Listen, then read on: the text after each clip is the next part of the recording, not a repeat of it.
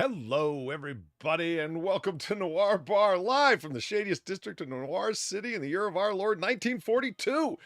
Come on in and get ready for a laid-back time of banter, booze, broads, and bullets. And joining me from the room behind the grandfather clock at the bar is Sam. Sam, how you doing? Oh, well, I'm not too bad, Polly. I slept pretty well, man. I slept pretty well. I've got too much sleep, actually. That's a problem. But lots of coffee in me, nevertheless. How the hell are you? I'm, well, I'm operating with this newfangled stream deck here, and I'm assuming by pressing buttons, certain things are happening. And if they don't happen, well, it's not my fault. I I feel like I'm operating on autopilot. It's scary. I don't know. I think people can hear us. I'm going to assume that they can. Audio levels are peaking and whatnot, so yeah, that's good. Yeah, Yeah. I just listened to that myself. Hold on 2 seconds. All right. I don't know if you want to adjust on your side or if I should do it on mine. Yours. Okay. Answer is yours. Not my fault. Yeah. Let's So take anyway. that down by 10%. But how am I doing? Well, doing all right. Couldn't stream last night the regular time because the world conspired against me is going to be my answer anyway. Other than that, things are okay, I guess. It's streaming on an off night, but people can have fun and listen in the future if they so desire. Just checking out who is in chat. I have waffles. I want waffles. Oh, I want waffles. It's a great name. That's up there with like Fucktard 5 and shit. Masqueration is here. It's always good to see. Special Emissary, Daryl Dell. Oh man, all the good people. Bookworm Addict is here. Shadow Cat. Good to see. No Valine as of yet. It doesn't quite feel like a bar without somebody mocking us. Oh, I dare say she'll appear in the not too distant. Oh. Real quick, chat, how's this? Is this better? I'll attempt not to shout. Why? Did something go wrong? Oh, I always listen to a little bit of the playback in as we start to see just how terrible I sound. And I was definitely peaking. Oh, definitely peaking. Wonderful. Mm-hmm. Oh, eating ass is like, oh shit, and no notification. That's sadly par for the course. Am I right? I don't know. Like, I went through a whole bunch of threads related to YouTube. Like, how can you make sure that people get push notifications? And it's like, I guess that's the question that like every person who has a YouTube channel asks. Because, oh my God, where there are a lot of fucking opinions. It's like, well, make sure that everybody clicks on the bell and hits that they get all notifications. I'm like, oh yeah, as if that's a solution. It doesn't work for me. I'm clicked on all notifications for channels I'm subscribed to. I still only get like half of them. They went live yesterday. I scroll back through my notifications. There isn't one for them going live. Fuck. Oh yeah, there's Gamer Valine to haunt us right there. Sam, were you feeling unemasculated? Too late. Valine may take many things from me, but my masculinity is not one of them, my friend. I think she feels unsucceeded in life if she doesn't emasculate someone yet. Yeah, well, you know what, Polly? She can get her kicks elsewhere. Because I'm not just a man, I'm a man's man. The God Emperor Dingle here is here, rather. How's it going? So World War III, huh? Well, yeah, but it's localized. For now. Yeah. You think? Telling you, Polly, exterminatus. It's the only way. I don't know. I kind of like the region unglassed, personally. Well, you see, you would say that because you've got a dog in that.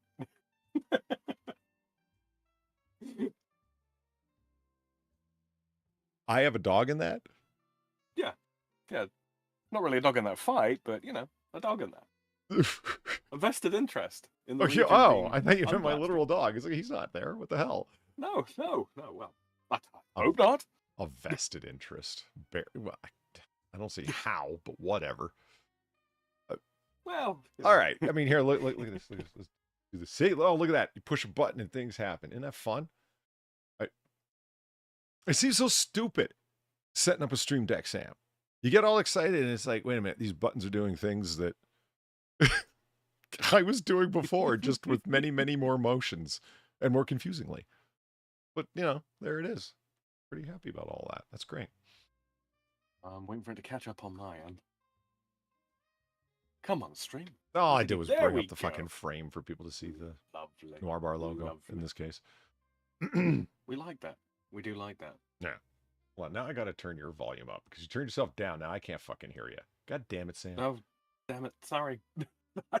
I'm trying not to blow people's eardrums out because I dare say I'm going to be laughing. And I laugh with my full chest, Polly. I do. I laugh whole chestedly.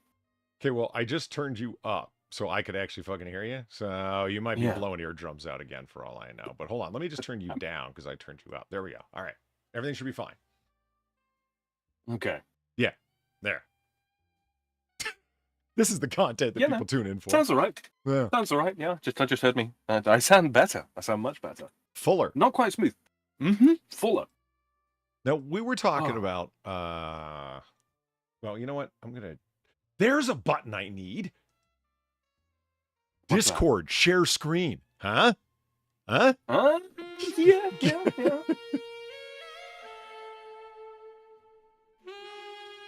Woohoo! Alan, There's thank a you very button I much for the $10. It is great to have you here, and thank you very much for the half sawbuck. Yeah, sawbuck's 20. It was good to see you on the AAA. Well, it was good to have you see me on the AAA. Yeah, the 400th episode. It was fun. It was. Thank you very much. Greatly appreciated.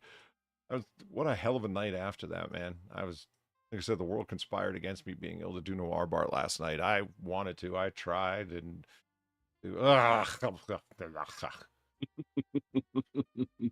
I even set out the finger food on the bar and everything. I re-oiled the time machine. Here, so screen. You know what? What do I know? The big problem with the time machine, it does not accept synthetic oils. Only whale oil. Don't ask me why. I don't know. I didn't invent it. Blame Far. Well, we've got the Japanese. They will always supply us with all the whale oil we need. True. And if we ever run short, well, we'll just stick up Noir Bar again. Yeah. I mean, have absolutely nothing to do with the stick-ups at Noir Bar. Colin Bannon. Everything is fine. Nothing works. Exactly. If there aren't audio problems, it's not a fucking polystream. We've been over this. We talked about the poor people of Fernando Poo and how we need to support them. You keep laughing about this.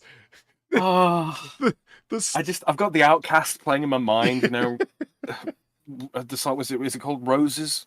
I don't know. Is that the name of the song?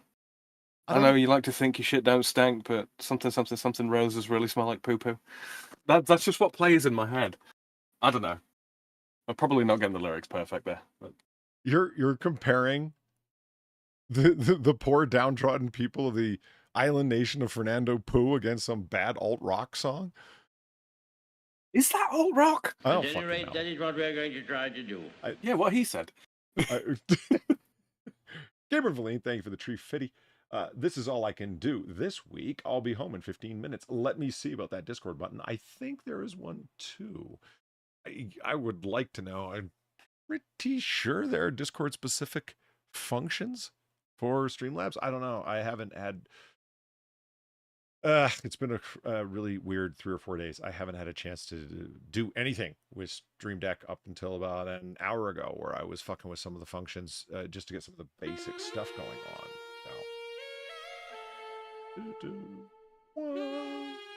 Oh, Jessica Alba taking a slug. Very nice. Very nice. And Alan, once again, thank you again for the half sawbuck. And this one is for being the best. Aw. Well, I appreciate it, Al. It's good to not suck, or at least people appreciating your suckage, one way or the other. So anyway, Fernando Poo, that Sam, he doesn't appreciate them and their stalwart struggle. You know what I was reading about? Look, yes. Coup d'etat, a practical handbook. This is actually a very interesting read. Originally published in 1968.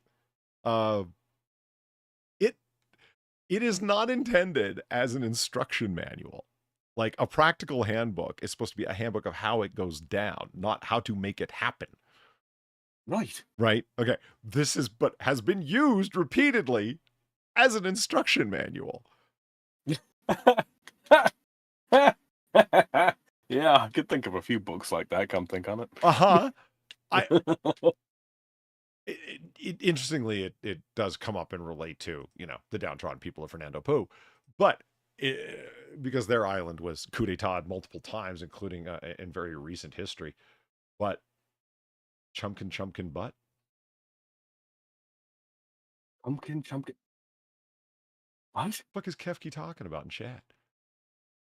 Oh, chimkin, as in chicken. Chicken butt. Oh. Well, I get chicken like butts, what of course, chicken butt? Yeah. Hi, Kefki. Nothing crazy going on. I missed you around these parts, Kefkas. Up until then, I knew what was going on. And then Kefki came in.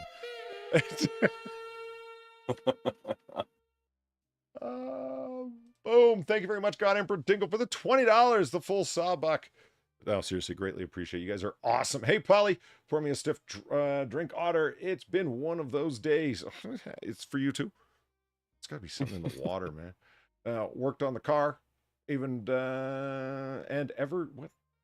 worked on the car, and every bolt decides. Okay, and every bolt decides it wants to break.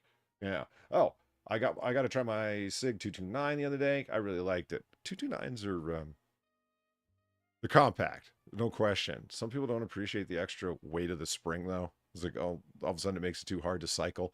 I think they're just being pussies, personally. But yeah. Do you have a Sig, Sam? I don't know. I am but a poor merchant, and as a result of that, yeah, it's the 1911 or nothing for me. Funny to hear you say that. It's in God's caliber. Well, yeah. And I have a Sig in God's caliber as well at 227. So I pay enough taxes as it is without throwing Sig there, tax and all. I guess I can understand that. I mean, SIGs are. Yeah. We always get them used. Or do what Quiz did. You bought that South African knockoff? Oh? Uh-huh. It is. It's a SIG 226. Just not called that. Okay. You've piqued my curiosity now. Is it well manufactured at least? Do we know? Well, sure. It was made under apartheid. I don't know how that would connect, but that's what I've heard. Apartheid employee. I have been sitting on that one for years. Oh my God. That was off color.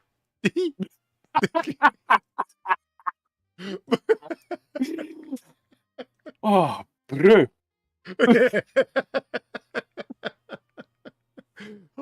Okay, enough, because we'll be here all night. Yeah.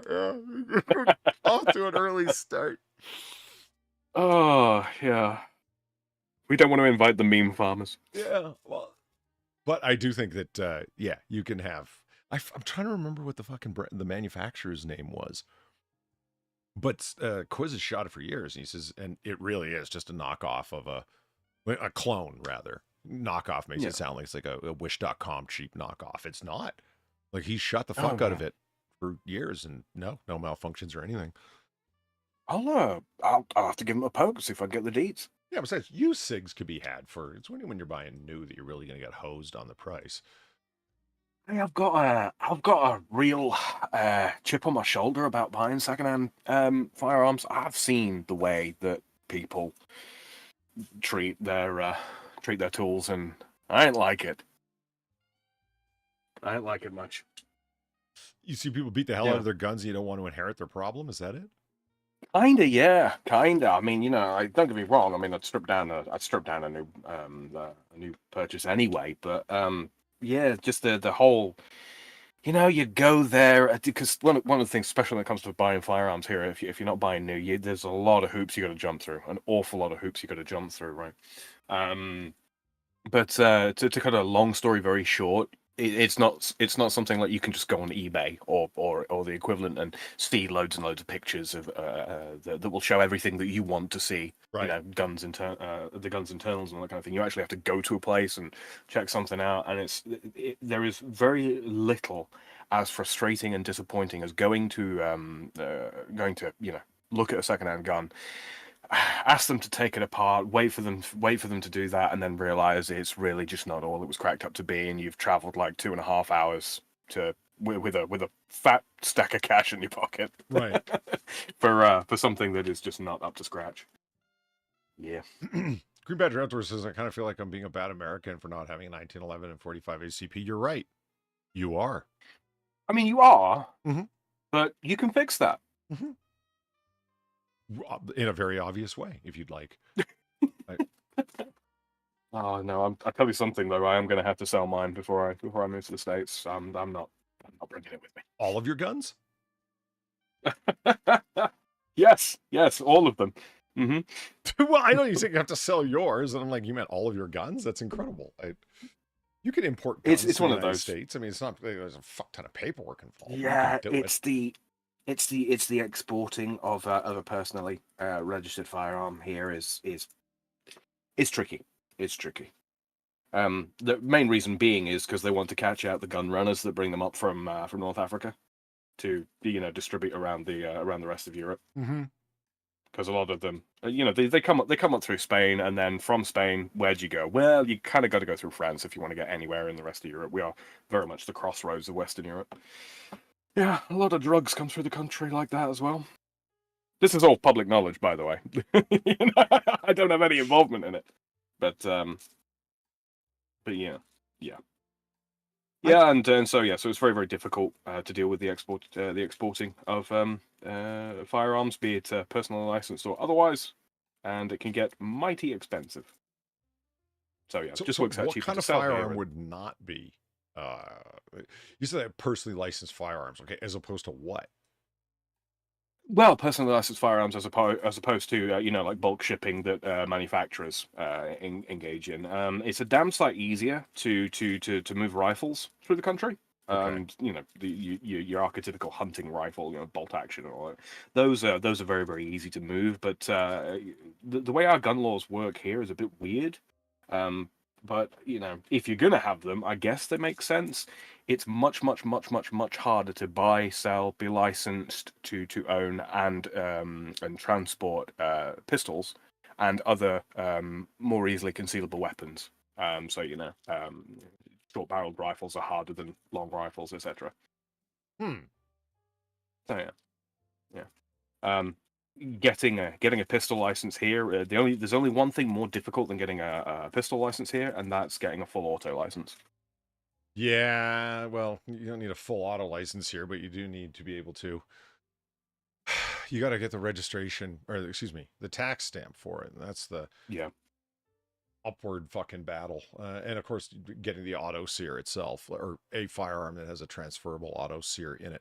Yeah, you could buy automatic weapons in America, but the point is that they became, in their final form, as restricted and prohibited as they are in 86. And when that firearm law passed, there were no new ones manufactured and no new ones imported, which basic economics comes into play at that point. When you have a market choke, as soon as you have an extremely limited supply of something that's scarce because there are no more of it, guess what happens to the price? So you're looking at like a transferable auto sear, 10,000-15,000, somewhere in there. Ooh, yeah. Like, can you imagine buying like an AR-15 variant, like a classic military M16 that still has a select fire switch on it and the auto sear within it? Yeah, you're looking at I don't know, 15, 20 grand, 25,000. I mean, that rifle's gold. Yeah, gold is less expensive weight for weight. Yeah, and when you think about that, like compared to what its original price was, it's like no. And can you buy something that will do much the same job? Yeah, can you machine the gun and then put something else in it that will basically make it full auto? Yeah, but you might as well be a terrorist. You're looking at so much time in jail for doing so. Right. Cook some fucking crystal meth in your kitchen while you're at it. Like, it'll be equivalent criminal offense. Well, assuming you get caught. Don't tempt the people, Sam, which is a great thing I'm about not tempting the people. I'm just saying, look, the amount of meth that's being produced in the United States of America, that scares me far more than any gun crime. Far, far more. And more dangerous. You want to talk about concealable? I'm sorry. I said, and more dangerous. Absolutely. It's far more concealable for a start. Yeah.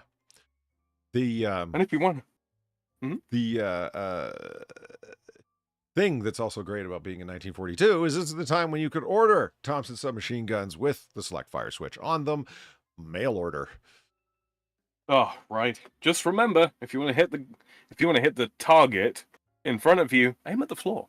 Yeah, you will get muzzle rise, but that's okay because eventually it'll rise to where you want it to hit. It's good. Have you ever had the joy of firing one? No, never have. I was going to be jealous if you had, because I haven't, but they look like so much fun. A Thompson specifically, or an auto? Well, yeah, Thompson specifically. Yeah. It's just a ridiculous weapon. Yeah. A ridiculous weapon. That's the fun of watching Public Enemies, Michael Mann's film about John Dillinger. There's just so much full auto Thompson submachine gun fire. That's why we got a donation down there of Tommy Gun Fun with Christopher Walken. Indeed. Yeah. Indeed. What could be more awesome than Christopher Walken laying everybody down on the ground by at the ceiling with a drum mag? Why not? Speaking of things going on, what's it? What? Sorry? I was going to say, the only thing that's up there in my mind is when Michael Jackson did it in the Smooth Criminal video. Yeah. Was that a Thompson, actually? Yes, it was. I was going to say, I'm fairly sure it was. Anyway, sorry, you were saying. No one was telling him how Annie was, so he got mad and shot the ceiling up. He had asked repeatedly if Annie was okay, and no one told him so. He just, look, someone's going to tell me. Yeah. Why is that not a donation? That is a good question. That is a very good question. Huh. You want to do that one? Yeah, I do. I mean, that's my favorite music video of all time and one of my favorite Michael Jackson tracks of all time. Smooth Criminal? Well, there you go, God, Chad. Today we learned. Yeah. I can't think of a better music video. Not one. I mean, it's a short musical. It comes from an era of, music videos were supposed to be short musicals. Yeah. I remember telling that to a friend of mine. That was my favorite music video of all time. It's like, yeah, you don't count. You're biased. I'm like, what?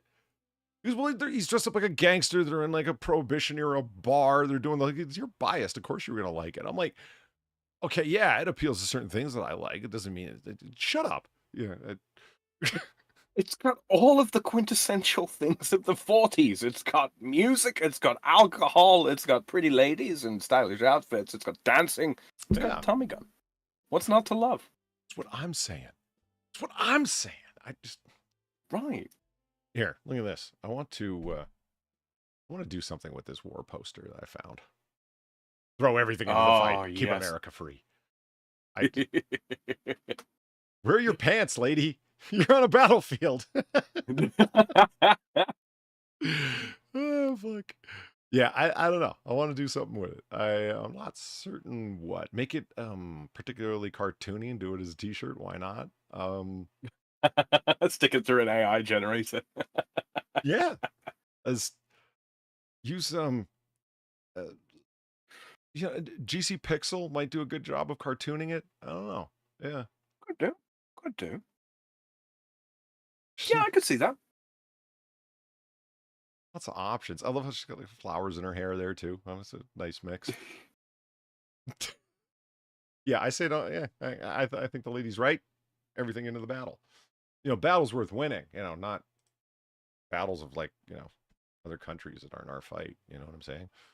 It's just indeed. Yeah, indeed. Not like the poor people of Fernando Poo who need all the help that they could possibly get, and we should be supporting them. God damn it. They have suffered under the yoke of the Japanese oppressor coup d'etat for too long. They're actually right off Guyana, so the Japanese would have pretty poor access to them, but okay. No, I was just going with what it sounds like. Oh, man. So let me see. What do we got so much stuff to do tonight. I'm not actually sure where to start. I don't know. Oh, fuck yeah, I know where to start. A lot of people have wondered and asked, what's up with our friend CRP? Gonzo. Yeah. Indeed. Gonzo CRP Lear is the fugitive. Or, he'd like to be.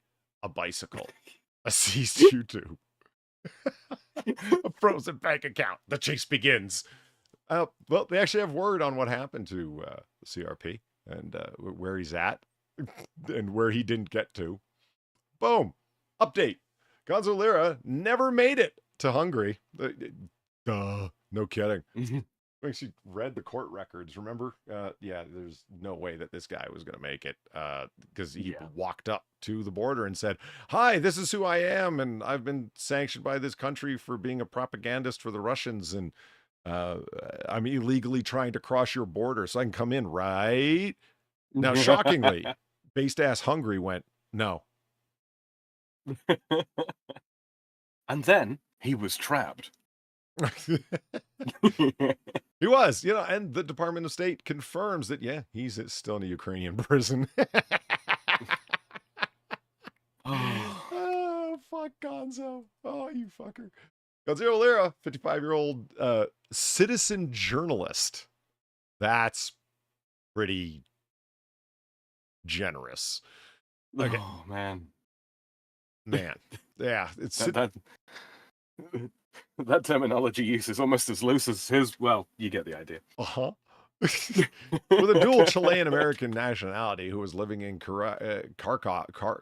Ukraine, with the Russian invasions of Ukraine, when the Russian invasions of Ukraine started, he decided to stay there when he could have left. He just decided to make a big deal of himself by staying there. Let's just not pretend otherwise. Made international headlines back in May. Did he? Because people are having to scour the internet to find any traces of this man. International headlines? All right, whatever. He was arrested for allegedly spreading Russian propaganda during wartime. Yeah. It all depends on, I was saying to Sam before the show started, it depends on your definition of propaganda. It really does. But let's just say that you're willing to go with their definition of propaganda. Yeah, he totally was. It's not alleged. He was. Even he took the things like, I published a whole bunch of stuff online where I was saying like Putin's a superhero and the Ukrainian regime are a bunch of criminals. But so what? That's fucking propaganda, man, under Ukrainian law. What the fuck? Then we're talking about the Ukrainian leader who made every other political party illegal. Did you expect a fair shake, jackass? Right. He made his political opposition criminals overnight and had them arrested. Did you think you were? Where did you think you were? It's like getting mad that Darth Vader didn't treat you nicely. The fuck? I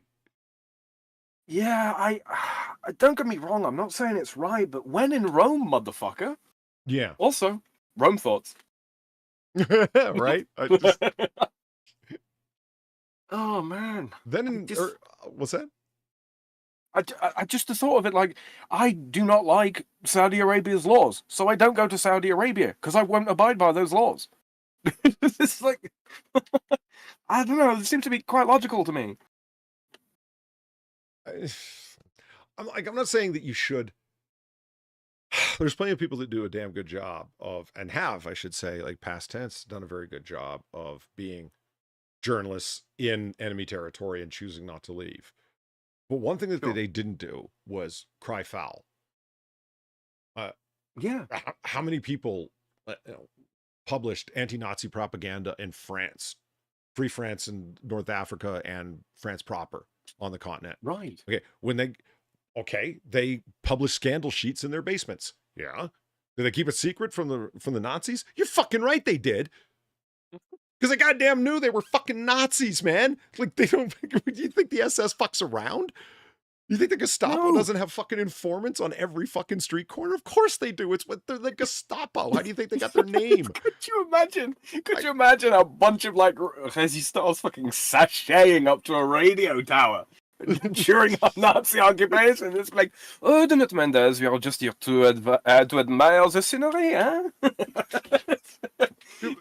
You kept it quiet because you knew what was going to fucking happen to you if you got busted. And the point was not to be an edgelord. The point was because you thought the Nazi occupation of France was bad and illegal. You weren't a Vichyite and you're publishing propaganda against the Vichyites. Here's who they are. Here's who our traitors are, etc. Right. The collaborators, the worst of all people, on and on. Okay, so you publish this shit. Would you try and keep your identity secret? You're fucking right you would. And they did. And when they got busted, they didn't say, I thought this country was free. That's what Gonzo did. He was in his apartment where he knew everybody, didn't hide his IP, didn't use a VPN. Sam didn't use a fucking VPN. Oh, for God's sakes. That's like 101. Why would you? It's like, well, this is who I am and this is what I'm doing. And I just have a hard time feeling like, I don't know. It's like when Far and I watched, we watched a number of serial killer documentaries last night. And we're arguing like these people that get pulled in and questioned by the police and they don't have a lawyer there, number one. And the police are asking them questions. Like my favorite one of all last night is when this one person says, or this one detective says to this 20-year-old frat boy, well, why don't you take a guess? What do you think happened to her? And he's like, what do you mean? He said, well, you were walking home with her that night, right? She was drunk, right? That's what you said. And he says, yeah, that's what I said. Okay, why don't you take a guess as to what happened to her next? Because you say that was the last time you saw her and then you don't know. And then she disappeared. So take a guess. He actually started guessing, Sam. Well, maybe someone drove by and picked her up or whatever. And it's like, why would you just say, man, I'm not going to fucking guess. I have no idea. And maybe I should talk to a lawyer now. Yeah, you think? And the point's the same for both Far and I. He was the murderer. He did get arrested. He did actually kill this girl. I don't want, nor does she want people to get away with murder. But if you're going to try, at least try. It's just, it's one of those. You've got certain rights and certain liberties which are to all intents and purposes afforded to you. Why do you think you would? Oh, it looks suspicious when you lawyer up. Yeah. So? Yeah. Did you do it? Did you not? Either way, lawyer the fuck up. They are looking to catch whoever. They don't know who it was, necessarily. Like if you go in with these... Oh, man, it's just... If you think the Russians are in the right, and you think the Ukrainian current government is in the wrong, do you not want to continue to talk your message for as long as you can?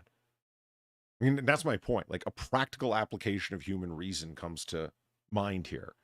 Well, there you go. I guess. Don't you want to keep it up? I would think that you would want to. Yeah, okay. Well, don't you see a very short-range plan that you have in effect here? Telling everyone who you are, letting everyone know where you're operating from. Then you're going to get arrested and you're going to do what? Cry, where are my American freedoms? Because that's essentially what he's talking about. Where's the freedom of the press? You have none. You're in Ukraine. Right. Where's my freedom of speech? You have none. You're in Ukraine. Well, can't I speak the truth? No. That's why you need to do it in secret. The man's got a martyr complex. Yeah, maybe. That's what it boils down to for me. I mean, like, maybe I'm wrong, but on the basis of his actions and on the basis of his interactions prior, that with you notwithstanding, the man's got a martyr complex. He's out to make as big of a bang as possible and make himself be the object of sympathy as much as he can. Because, frankly, he's a sniveling worm of a man. Now, does that mean that he deserves to be, arrested, detained, mistreated in a Ukrainian prison? No. Yeah. But it does mean that I can understand how he got there. I mean, Mort's got a fair point. It's like, that's not even a Ukraine thing necessarily. It's a state at war thing. Yeah, There's a good way to get arrested in any state that's doing something, but especially by the time you get to Zelensky, Ukraine state at war, criminalizing other political leaders, for an example, because it's like, well, they represent an intolerable security threat because they don't want to be at war, but we need to be at war because we're currently under attack. Therefore, anybody who's not, there you go. That's doesn't seem like a good idea to have not approached it much differently. So so he uploaded this video where he says, hey, I'm gonna try and flee the country. It was uploaded rather onto YouTube on August 1st, which garnered 250,000 views since. Well, yeah, everyone's enjoying the dumpster fire. There's been absolutely no word on his condition or whereabouts. That's not true. We read off the court records to find out what happened when he tried to cross the Ukraine border. Now, however, thanks to the reporting of the right-wing online publication Breitbart.com, we have an update. Unfortunately, it's not a good one. In response to their request, the U.S. State Department has confirmed that Gonzo Lira is currently detained in a Ukrainian prison. This means that he was unable to cross the border to Hungary to seek political asylum, as he stated he was planning in his fateful video. My God. And he was most likely detained before the crossing. Well, he did ride up there with a bike and tell him exactly who he was. Yeah, just imbecile. Imbecile.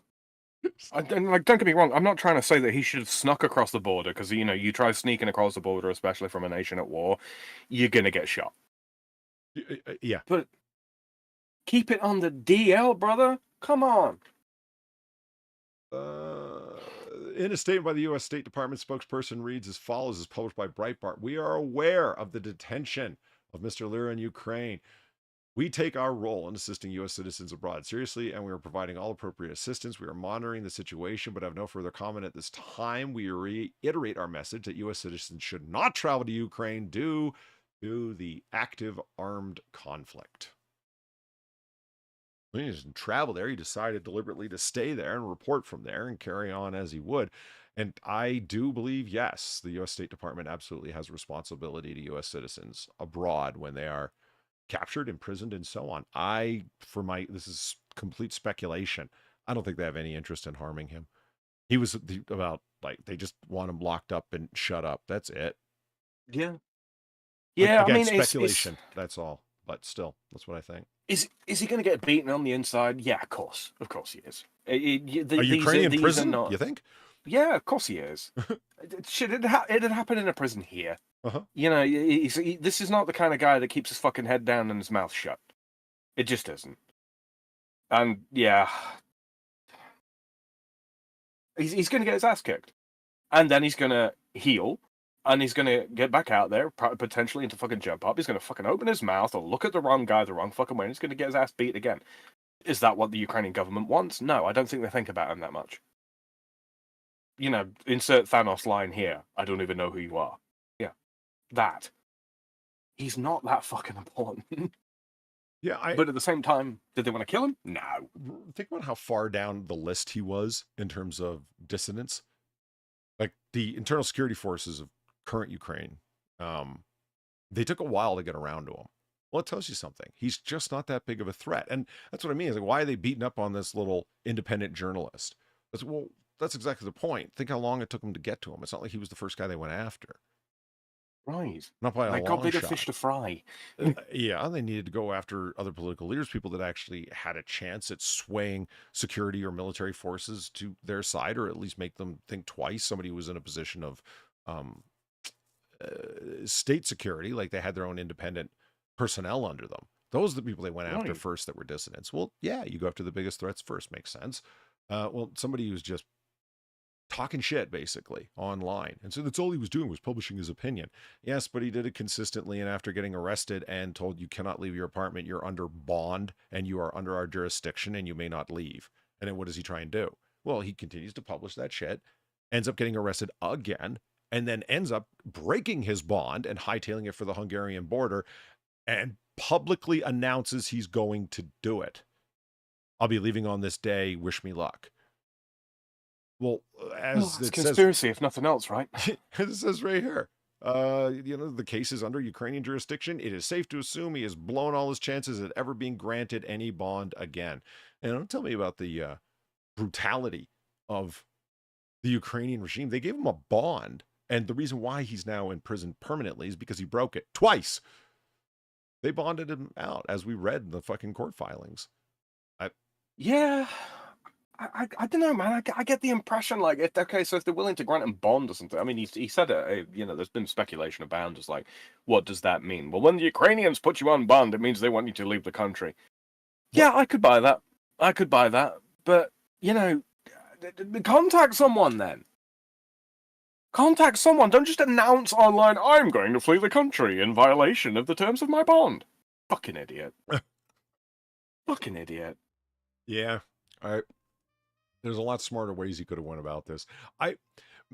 I don't know much about illegal border crossings during times of war, but the thought that occurred to me first was lie about who you are. My name is like, he speaks Espanol, so okay. And he does so with a Chilean accent. Say I'm a Chilean citizen. My name is whatever the fuck, Juan Pedro, and I speak a little bit of English, but mostly Spanish, and I'm looking to get the hell out of Ukraine. Why? It's a freaking war zone, man. I have no dog in this fight. Well, where's your ID? I have nothing. I have no money. I was robbed. You know what I mean? What, they're not going to believe you? At least He's covered in bruises, allegedly, right? So just show him that. that was my first thought. Is just like, come on, I want to, get across to based Christian Hungary. I want the hell out of this fucking war zone. I have no I'm dog a Chilean in this fight. man. Yeah. I don't understand why that wouldn't be your first shot. Why did you think that the Hungarians would want your problem on their plate? They've got enough. Their borders are functionally closed anyway. Right. Why would they make an exception for a quote unquote political dissident? Like, let's say you think that he's not. Let's say you think that he is. It doesn't matter. That's what the Ukrainians have labeled him. Yeah. I don't get it. Why didn't you even try and pretend to just be some poor Chilean man trying to get across the border and get the hell out of Dodge? This is the thing. I mean, I'd be saying to the Hungarians, look, I've got money back in Chile that will pay for my flight. I won't be on your hands for very long. I don't need anything from you guys. I just need safe passage to an international airport so I can get the hell out of here. That's a good line. I'm not especially looking to impose. I'm just looking to get the hell out of here, and I cannot fly out of a Ukrainian airport. Why? Are you again? I tried. It didn't work. Yeah. I tried. I'm a foreign national. I was shook down by the airport security and all that kind of thing. They took all the money that I had on me and wouldn't let me get on a flight out. And then, and the war was approaching day by day. So I decided I had to get out of there. And the best way to get out seemed to be to come here, talk to you guys, and try and just get out of Europe. A friend of mine that I ran into at the airport, or a friend I made at the airport, said, try and get to Hungary. They don't have these problems there because they're not in the war. And so here I am. I mean, it's a spiel, but it's a believable one. Yeah, and probably not the first time they would have heard something like that. No, probably not. I mean, don't get me wrong, they may well have run a background check on him. I would be surprised if they didn't. Well, it wouldn't make it very hard to run a background check on him, considering he told him exactly who he was. Right. He did get stopped at a security. He didn't actually get to the border. He got stopped at a security check stop before there. That's where he was arrested and detained and sent back because he told them who he was there at the security check approaching the border. Think about that's how locked down their border is. You can't even get up to the checkpoint. Yeah. But I mean, he's obviously not a fighting age man. Yeah. I mean, he's obviously not a fighting age man, so he's got that on his side. I mean, he's had the presence of mind not to be clean fucking shaven. Yeah, but he looked that way like 2 years ago. Well, granted. Yeah. He's at 55. That's not exactly a fighting age man, is it? Well, I mean, in times of true desperation, sure, but yeah. Yeah. So many things wrong. And again, I don't like the guy. I've got no love for the guy whatsoever. I think he's an ass. And a polyword. But at the same time, like, man, if you only had one shot, do better. Would you do it? Yeah, well, you make a good point, though. I only got one shot at this. What is my best chance? Your best chance is not taking the longest odd bet that you can, and tell you that much. Fuck. Yeah, it's like a game of golf, right? You've got a 30% chance of hitting the ball over the fucking water onto the green, or you got a 99% chance to land the ball on the fucking fairway, and then you've got the opportunity of taking another shot off of the fairway to the green. Yeah. Which do you do? You make the ball land on the fairway. Why? Better odds.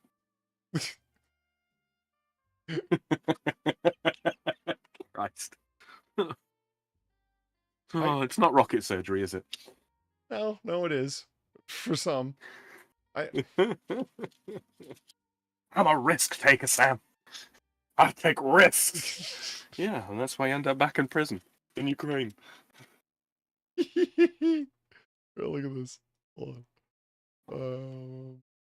Switch over. Oh yeah, I got a button to make this happen. Yay! Look at him. Look at him. He's just trotting down. Just trotting. You know what happens if the train hits that beast? The train stops. Yeah, it'll derail the train. Yeah. Yeah. There's more than enough mass of that fucking magnificent fucking creature to totally lift it right off of its track. And that's so they shot it. Oh. Yeah. Moose on the loose in Stockholm. And it created havoc. There's some moose loose about the hoose. A moose, which was found wandering down the tracks of a Stockholm subway and causing havoc, was shot dead by a wildlife ranger after the service on the southern part of the busy line had to be suspended. The moose somehow managed to enter the enclosure that surrounds the tracks and then roamed onto the southwestern part of the Red Line with the above-ground stations. At one point, 7 stations had to be closed. I get it. People think that it would just thump and it'd go flying off, and it's no, you could derail a train a lot easier than that. I look at all the trains that end up getting derailed by cars, and cars weigh about the same. Mm-hmm. Yeah. Damn good eating on a moose, though. You've never eaten one? No, there's damn good eating on a moose. Yeah. Absolutely. And it is unexpected meat, I will say.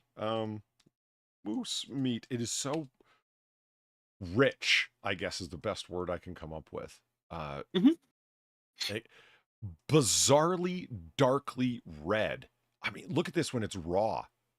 It looks like somebody has turned the saturation on that image up. If you haven't ever seen raw moose meat before, no, they haven't. It's, what's that color? Not purple. What's an extremely dark red? Burgundy? Burgundy. Yes. Yeah. It's almost the color of a burgundy wine. Just fucking crazy. And like I said, rich beyond belief in the way that foie gras is rich. The first time I had foie gras, I was like, now I know what that word rich means. I'd always associate it with sweetness, if you know what I mean. Like, if you ever had a molasses pie or something like that, and it is treacle tart, yeah. Yeah, it's overwhelmingly saccharine. That's what and then I tried foie gras, and I was like, oh my God, you can't eat much of that. It's just overpowering. Like, Yeah, it really do be. Yeah, and I don't mean bad. I'm not saying it was disgusting. It's just now I get wonderful. why you only need small amounts. Whew. Yeah, it's not like caviar. I mean, don't get me wrong, caviar is overwhelming, but in a different way. That's very much an acquired kind of taste. Foie gras, you will either love it or you will hate it on the first time, and it will not change. There's no acquiring that taste. For the caviar. Well, for foie gras as well. Oh, for foie gras. You'll either love it or you'll hate it. I can totally understand. I've had people tell me before, I tried foie gras the once. It's too much. I get it. Huh. I mean, you're wrong, but I get it. I could see somebody not liking caviar on the first taste. It's salty, it's briny, it's oceanic, it's but then savory at the same time. The little popping sensation for texture and flavor reasons, I can see somebody not liking it. Foie gras, on the other hand, I don't see somebody having a really, you said like a hot or cold reaction to it. I'm surprised somebody would have a cold reaction to it. It might not be their favorite thing ever, but really just absolutely hate it? It can have a certain, how can I put this? That slightly metallic taste that you get with liver in general, right? Yeah. Some people are a little more acutely sensitive to that than others, I guess. Personally, it doesn't bother me in the slightest. I grew up on, venison and rabbit and, yes, horse. So that doesn't bother me in the slightest, but I can understand why that, plus the sheer density of flavor that you get with foie gras, why it would be too much for somebody. I can. Oh man. I mean, they're wrong. They're clearly inferior, but that is something right there, huh?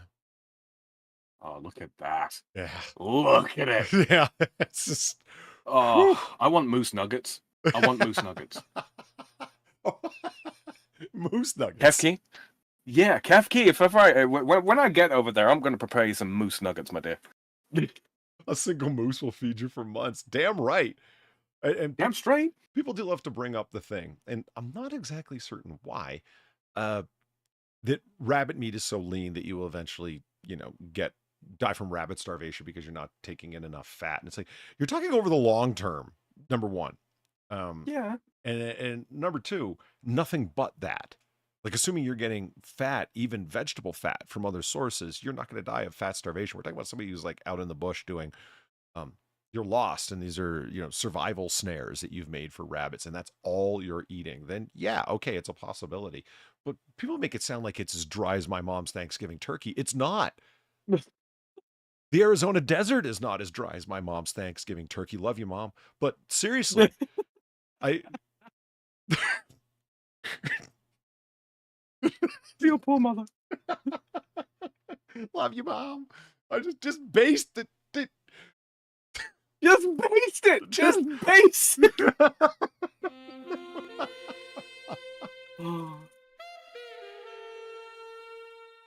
Oh, thank you very much. The Dreamers in 8K. Thank you for the $3 and the Weibo legs. Speaking of the Dreamers and red meat, beef curtains. Jesus. Oh, no. Oh. What? You're not going to ruin moose steak for me. It's not happening. What did they do? Overcooked it. Cooked it way too... probably coated it in oil first, or maybe poor quality butter. Look at all the grease. That's what I'm saying. What was it? I was supposed to say a low temperature broil, but that wouldn't be a broil at all. No. Like, it's just gray. I would say boiled, but obviously it's not. You fucked it up. Whatever you did, that's not okay. Yeah. I think they've used like maybe margarine in place of butter or something. Oh, I'm fucking blind. Pan fried moose steak. Oh, so am I. Yeah. No. Too low no, temperature. There's no okay, like, look, there has been color searing. Yeah, you know what I mean? Sear. Thank you. That's the word I'm looking for. This is not pan seared. This is just bubbled in oil in a pan. This is terrible. It's just good for all the people in chat that are like, oh yeah, moose is good, and so on and so forth. This must hurt you like it hurts me, because those are fine pieces, fine cuts of moose. And my God, look what you've done to it. That reminds me of the one time I had ever just got up and walked out of a restaurant from the first thing that was like served to me. Yeah. Swordfish. Swordfish is very, very, very beefy for fish, yeah. Mm-hmm. And it must be done. It must be cooked a certain way. And I'm not being particularly snobbish when I say this, but pan-seared. It's got to be pan-seared, and it's got to be pan-seared right. And it came out looking not too far removed from that. I just walked out. If you fuck it up that badly on the first time, I'm not willing to give you a second shot. Not when it costs that much. Yeah. Hold on. So I spelled moose wrong, Valine. I was typing fast. I spelled it M-O-S-S-E. I don't even know how I did. I was just reading over chat. I'm like, what's Valine on about? Why is she yelling in all caps? Okay, did I spell it wrong? I probably did. Hey, moose chops. Cool. Look at them. Those are frozen solid, man. Look at that shit. Oh, I get it. It must have. They freeze it first and then bandsaw it. Hey, I can see the logic there. Yeah, it's not stupid. Oh, look at this. Oh yeah.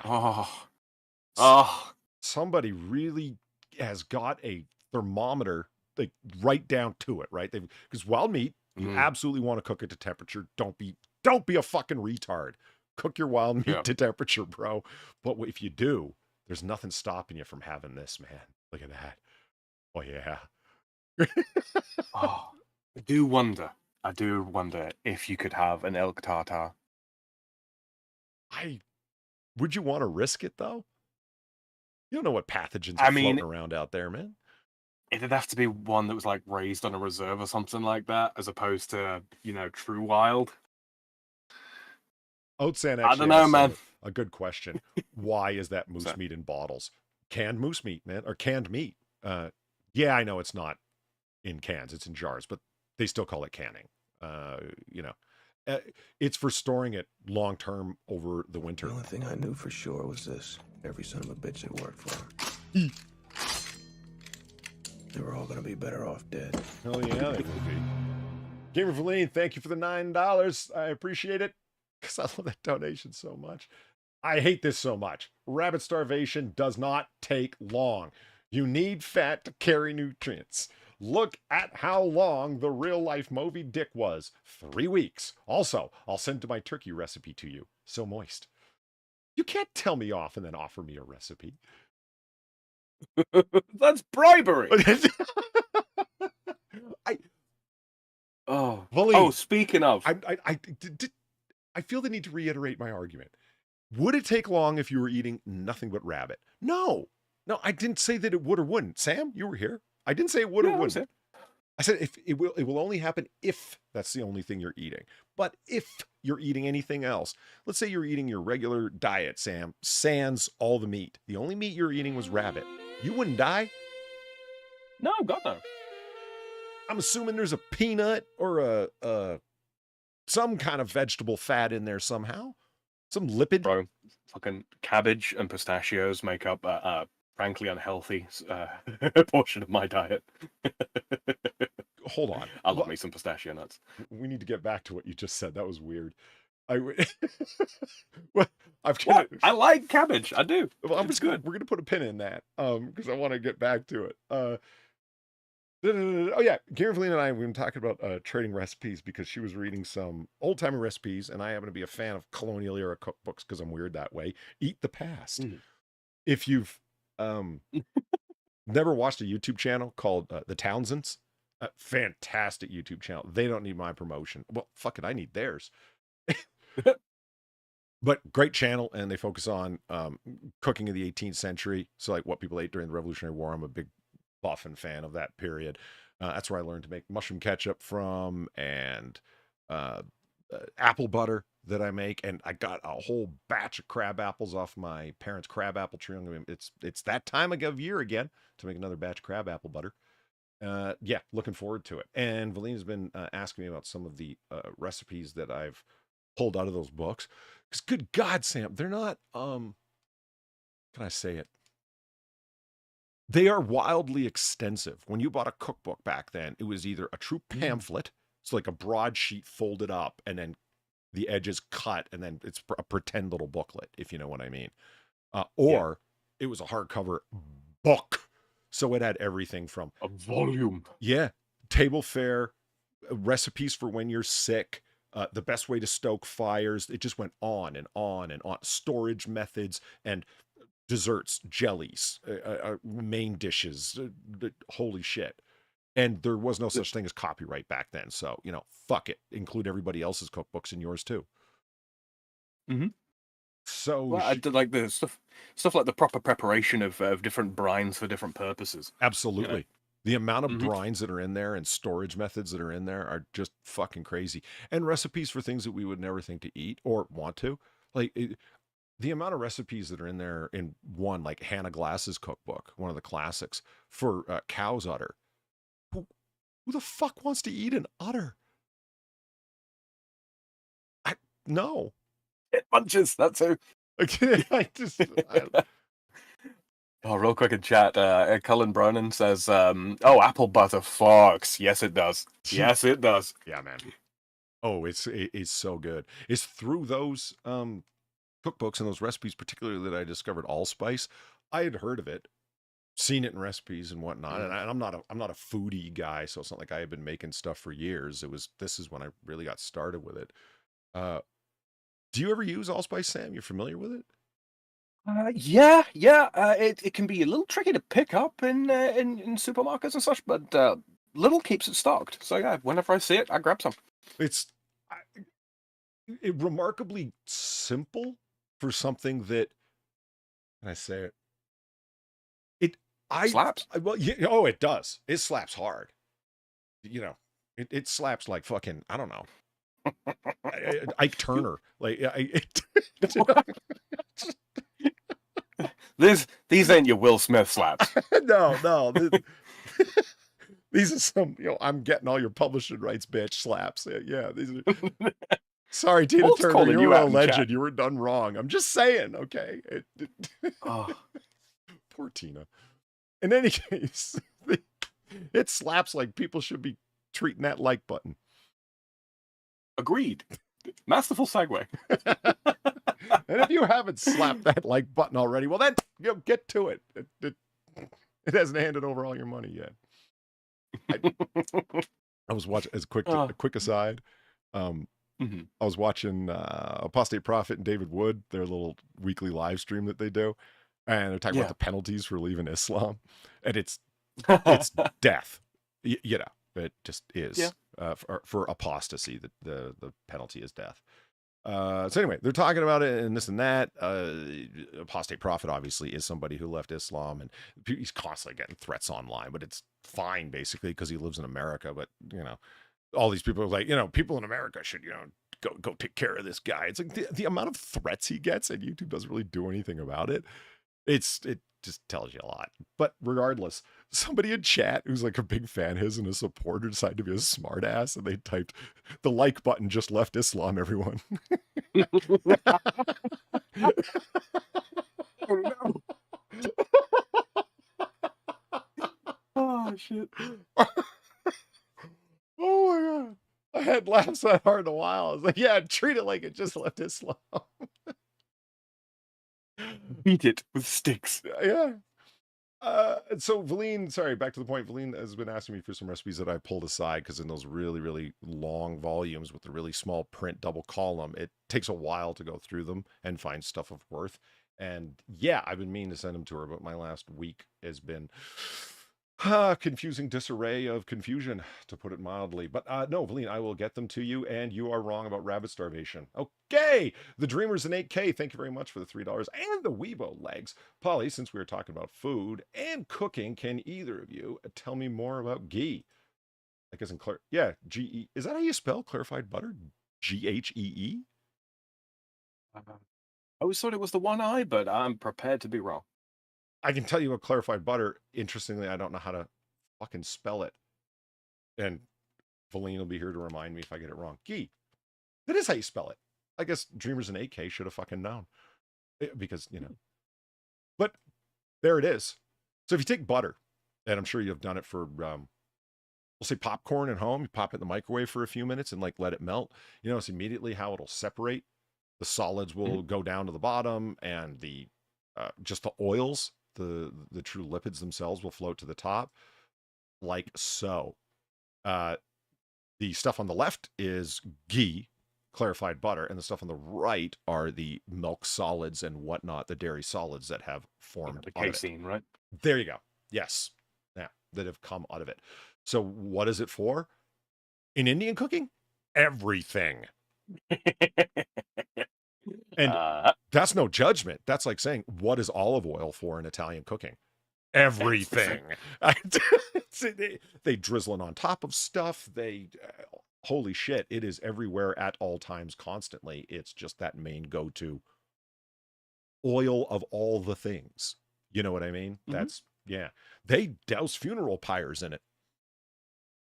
Really? That's one of, yeah. That's their sacred oil, huh? That's how they keep it burning so long, because yeah, it's got a high smoking temperature, but once it gets going, step back.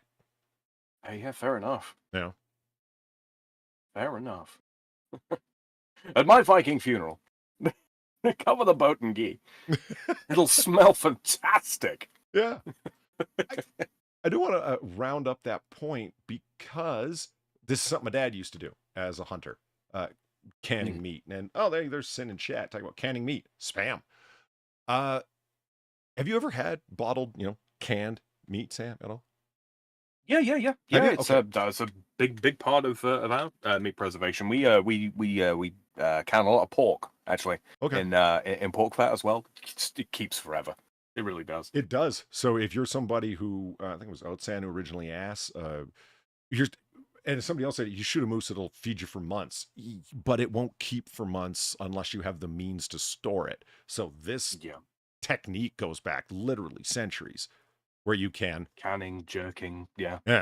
It's a means of keeping your highly valuable protein edible is the best way to say it.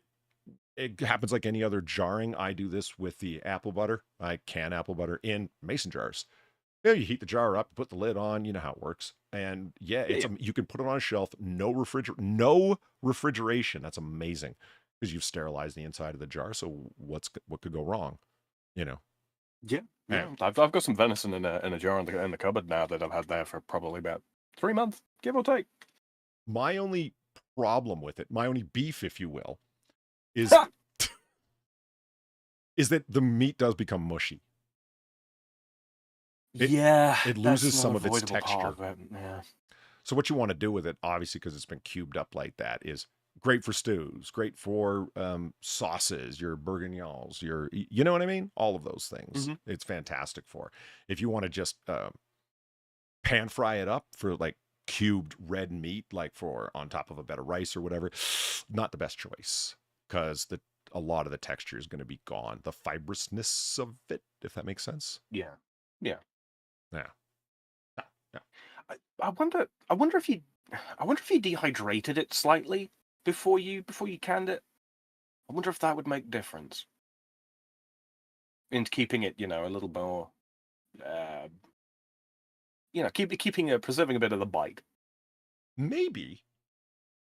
Did I tell you I'll have to experiment. Did I tell you my thoughts on dehydration and a dehydrator? You did not.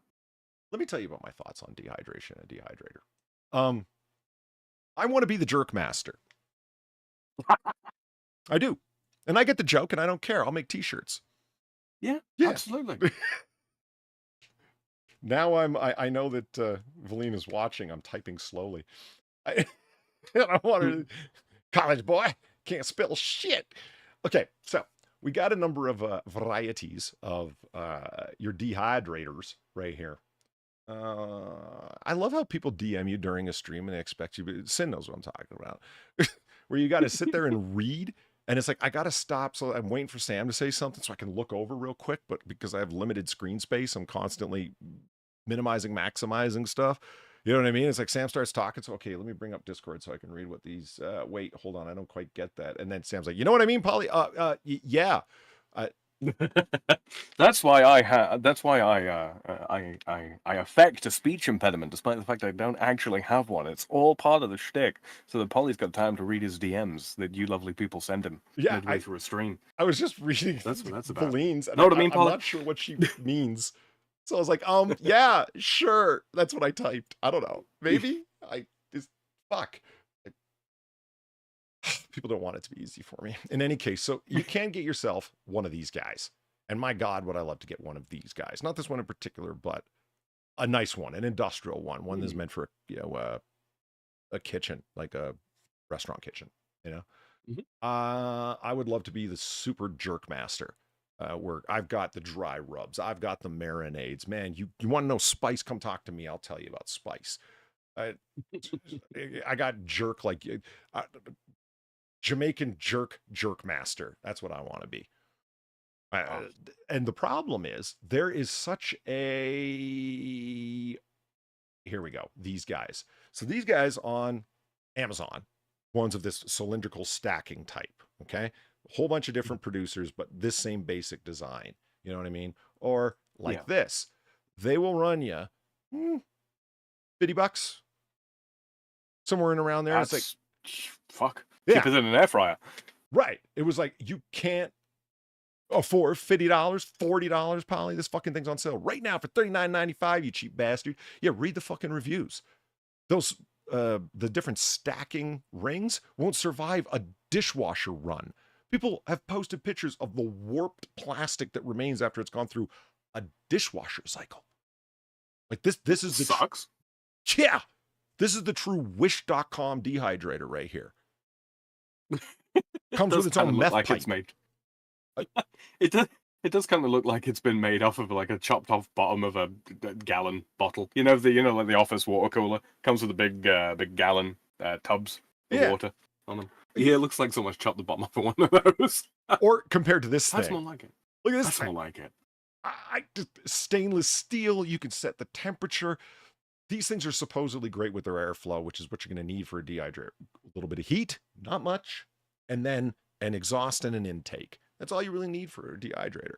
Right? Pull the moisture in, out, makes it a little bit warm, expedites the process. Great. Ronco. You got to be fucking kidding me. This is the guy that made the fake hairspray. Literally spray on your hair. The pocket fisherman. Yeah, that's Ronco.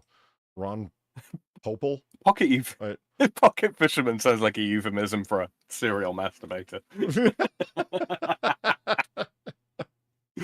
So at $50, or you step up to one of these things in the several $100s, like the $300 plus range. The gap that exists is crazy. So buy a temporary one that won't last. Like, I mean, seriously, look at this thing. At 35 euros. You don't want it. Polly. Yeah.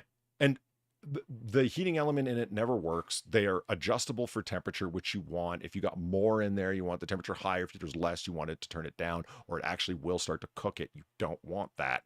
You know what I mean? Yeah. They're loud as fuck. There's one of the other things. It's like, oh my God, this thing runs so whisper quiet. And the only people that say that are the people that have these. The people who have these are like, my God, it's like a jet engine in my kitchen. Oh, man. So what I've learned is... There's got to be a middle ground. What you'd think. Maybe this is my $1 million idea. The Jerkmaster dehydrator. Because what I've discovered is there is no being the Jerkmaster on the cheap. It's just not going to happen. Long Strides Electronics, LLC. Let's go. And besides, nobody cares anymore about a fucking dehydrator. All anybody wants is an air fryer. Like, don't get me wrong. I don't hate air fryers. I don't, but they're just small fan assisted electric ovens, guys. That's all they are. If you had a fan assisted oven of any variety, it's the same thing. Come on. My thoughts on a dehydrator. It's a little dry. I just, Jesus. Sin's like, dry. Well, a little dry. Sin's like, I'm dropping gold in chat. Come on here. Are you sure? It's pretty pyrite-y to me. Oh. Formerly pyrites, Pyrex. Look at all of the stainless steel. What are you going to do with dehydrated orange slices? Well, they kind of candify a little bit. Okay. Yeah, little snacky snack. No, the only thing I want to dehydrate is fruit. Crazy. Maybe fruit roll-ups, but other than that. See now, a dehydrated banana to go in like a breakfast cereal or something like that. That's good. That's good. The stuff that you get like in the pre-packaged like supermarket muesli, all that kind of bullshit, it's always hard as a rock. They add shitloads of sugar and salt and all that kind of crap to it, and it's like biting into gravel. I don't like it, but no, properly dehydrated banana, that stuff's good. So Garen Lee says, my air fryer has a dehydrator function. It works really well. The Ninja Food XL10 function model. Holy shit. Hold on, I'm just going to make a note of that right here. What's it called again? The Ninja Food XL10 function model. You don't think I want to see this too? Let's see. Oh, Valine, that is an unforced error, my friend. You got your disgusting Hasselback turkey shoved in there too? Rice cooker looks better than that. Come on. Hey, listen, this is nothing new. Oh, look, 2 trays. 2 trays. Hey, but that's the point, actually, thinking about it. Rice cooker. Just, I don't care who you are, where you come from, anything like that. You're Asian? Great, wonderful. Get a rice cooker. Everyone should own one. They're good. Takes all the hassle out of preparing decent rice every time. Do it. You will thank yourself later. That I can believe. Well, this is a 9-in-1. Apparently, Valine's got like a special version because it's 10. Just $175 shipped. Man, that thing's big, isn't it? Yeah. Oh, here's the. What is this? The one you have? The one that looks like an oven? Holy crap! Excuse me. Excuse me. Yeah, it's the 10-in-1 XL Pro. I think this is the one that she has. Wow, Valina's not fucking around. Jesus Christ. This puts the fucking toaster oven that I had on my counter against dorm rules in my dorm during undergrad to shame. I thought, fuck them, though. You're not supposed to cook in your dorm. And I was like, you can go to hell. What? What am I going to do? Go outside? Start a fire? No. They just didn't want to pay for the insurance. So there's like no cooking in your room. Oh, really? Does the coffee maker and the fucking toaster oven and the hot plate and the pans that I have count as cooking? I'm going to think not. I won't ask. I sent like the link, Gonzo yes. at the Ukrainian border. You shouldn't ask. Yeah. Don't ask. The answer might be no. Just do it. Let me see if I can find this Hassel Polly turkey that she made. Hasselback turkey. Oh. I remember her showing me pictures. Oh, dear me. Like, I don't doubt that it probably tasted real good, but my God, did it look like an abortion on a plate. Oh, it so did. It was like I thought it was like the rib cage of an animal that it had the skin yanked off of it. That's all I saw, and I can never get that image out of my mind. So for those of you wondering what the fuck is going on, it's a turkey breast, so like, deboned, if you will, right? And then long, deep slices straight through it, and then stuffed with stuffing. And then, boom, there you go. Hasselback. So this is... Turkey loaf. Oh, like even cooked, it doesn't get better, man. It looks like somebody tried to combine a turkey breast with a fucking croissant. And just, it all went wrong. The turkey breast croissant. It's croissant. I said that to somebody the other day. Croissant? You ought to have seen the look that they gave me. Oh, if it were possible for... You've heard the expression, staring daggers, right? Yeah. These were bastard swords, what they were looking at me. There was a unit of winged hussars with their sabers out from the look they were giving me. That's what that shit was. Apparently it's English. I love that fucking chopping board. I think that is. Placemat. Yeah. I like that. That's cool. The berry jack. Yeah. I want one of those, but with a French flag. That'd be great. I don't like what's in the foreground. That is horrifying. It gets worse with a cross section. It kind of does, doesn't it? Yeah. Now it looks like brain. It looks like brain with deep ridges. Yes, it does. Oh. And why? What has happened to your cranberry sauce? Oh no! Look at it on the right there. I am at a loss. Like it's letting loose all of its juices. What happened? Right.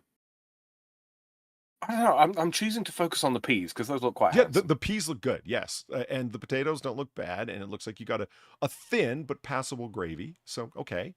Yeah. But notice how they've allowed the little pool area here?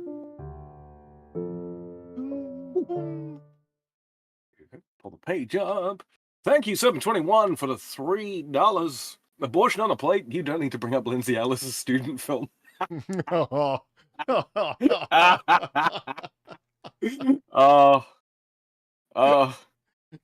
dear. Far be it from me to judge, but I'm gonna judge. Have you ever heard of that film she made? No. I can't be honest. No, I have not. Wait, no. I think we talked about it. Did we? I think we did. I don't remember a damn thing though. Only that we talked about it. It's good to know it's memorable. I may have just suppressed it. Yeah, understandably. She did the Okay, so she needs to do a student film, and like, I don't know, over 3/4 of film students who need to make a 15-minute short or a 20-minute short, they try and go deep. I don't understand why they just don't try something interesting with cinematography. Take like a rewrite, I don't know, a scene from an Ovid play, like go to the classical world or whatever, and just do something interesting to demonstrate what you've learned. Why do you have to do the bizarro experimental garbage that everyone is going to think is ridiculously like I'm 14 and this is deep, ready for Reddit bullshit? And that's what she did. It was called the A word. Right, Lindsay, because nobody ever says abortion. It's a forbidden term. God.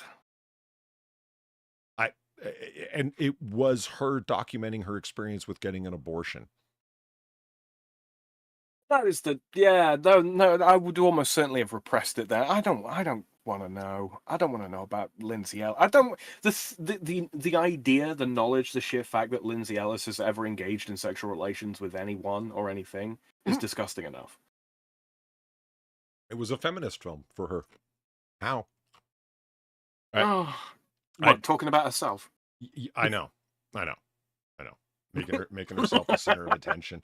It was. I've seen it. It was. Let's say it wasn't handled with. It didn't seem like she had any kind of emotion about it whatsoever. It was just. This is my shocked voice. Yeah, it was more about the non-existent resistance that she encountered trying to get it done. It was actually really straightforward. Bing, bang, boom, and it was over with. Because it was happening in New York. So, God, what's the problem? And it was all. So had it learned to speak yet? No. Wow. No, it was largely manufactured, and I'm like, this is the best you could do. And the answer is, well, yes, actually, that is the best she could do. And the cover of it is her forcing a sad look on her face, holding up a little Barbie doll infant for like a Barbie house. So it was like about the size of a fetus or whatever the fuck. You know, it's just tasteless. There's my point. It was gauche and tasteless, the whole thing. That really is quite insulting to any woman who's ever lost a child. The whole, oh, I'm so sad. Look at me with this picture of this little Barbie doll baby. Blah blah blah blah blah. By the way, I had an abortion. Yeah, that's insulting. No, that's insulting. That's not standing in solidarity with women as a whole. Fuck you, Lindsay. Nah. I guess if you're going deep, but I mean, again, I don't see the real reason why you need to. Did you not want to demonstrate yourself as a... There's the thing I guess I don't get. Are you trying to evoke emotion through a pictorial medium, like through a visual medium? Okay. Is that the best you can do? Because if you're having to try, that means you don't really have something to say, which is not like, I mean, that's not a commentary upon you being a shallow person. It's not. Mm-hmm. What is an actual commentary upon you being a shallow person is giving a trite treatment of an actual deep subject. Right. I mean, look, if you want to do like a vertical slice of life kind of affair or something like that, a short film on a subject, I don't see an immediate problem with that. If you're using yourself as a template in the production of this vertical slice of life, you want to inject a little drama into it. Okay, fine. I'm not fundamentally opposed to that either, but don't be trite. Yeah. It was. That's what I mean. It was shallow. I can't really think of another word to describe it. And why? I don't know, maybe that is a question worth. I mean, there's fucking a whole film faculty on my campus. I should go ask people that question. Why do you think it is that film students need to rest upon something of pseudo depth? Why can't they just make something light and airy and fun? Or whether it's light or airy, just has, some reasonable dialogue in it. Like I said, like a Shakespeare play, an Ovid play, whoever the fuck, right? And it's like, well, that's boring material. Exactly. But it's a visual medium that you're using. So you're filming it in some kind of interesting way to demonstrate all of the cinematography techniques that you learned. And it's like, no, I want to do the interesting cinematography at the same time, make myself the center of this huge drama and try and present it as deep as possible. It comes across like that Simpsons episode where Barney the alcoholic made the short film about him being a drunk. No. You can only make a drunk. Honestly, Polly, there is better cinematography and editing and lighting and all that kind of shit at play in like most of your dono clips. Oh no! And the rest of them are just lappy laughs. That's the worst insult of all. You know that bar in 1942 in Orange City that Polly broadcast from? Yeah, that's got it's better than anything you've ever done. Oh man, let's see. Look, hey, speaking of things that we want to eat, let's talk about the Tasmanian tiger. Sure, let's go with that. Wait, you want to eat one if you had the chance? No, I've heard I have heard stories from people that have eaten creatures of a canine disposition, and I'm not all about that. Like bear meat can be bad if it's not been big on the honey and the berries and the cream and all that kind of crap. If they eat a lot of fish, for example, bear meat's not good. It's not great. If they eat a lot of fish. Yeah, from what I've heard, if they eat a lot of meat and a lot of fish, bear meat tastes like ass. The only experience that I have with hearing anybody even eating bear meat was a friend of mine. I forget where she got the bear from. I think it was one of her friend's dads went hunting or something like that. Anyway, 2 days in a slow cooker, and it was still tough as hell and tasted like, she said, ass. It was unbelievable how she said like, chemical it tasted. I was like, chemical in what way? She goes, after you take like a cough syrup, that really metallic chemical taste that's left over. I'm like, yeah. Just like that. Yes. I was like, how could meat taste like shit? I have no idea. And it was in there with a beef bourguignon seasoning setup. Like that was the flavor profile. We treated it as if it was a beef bourguignon. That's probably not unwise, especially if you've never had it before. Yeah, probably. But 2 days, man. That shit bubbled away in there at a very low temperature, and it was at the end of the first day, it was still tough as hell. They're like, we're just going to let it keep cooking because beef bourguignon, you take a inferior quality cut of beef and cook it till it's tender. Okay. Till it falls apart. Yeah. Is the ideal. Good thinking. It's fork tender. And no, man. They just got, those little cubes just got tougher and tougher. So I don't know. Maybe that was a fish hunkering bear. No idea. That's what I've heard. I mean, I've had bear twice. One time, tasted really unpleasant, and then the next time I had it was very different. Not like beef at all in terms of flavor, but it was nice. It was palatable, very palatable. No shit. But I imagine dogs be given what the majority of like canine creatures eat, as well as Tasmanian tiger. Yeah, I don't imagine that being far removed from bears that have eaten a lot of meat and a lot of fish. I'm prepared to stand corrected, but no. I wouldn't heard that thing again and again. I'm trying to think, is there, and like chat, speak up on it if you can think of one, a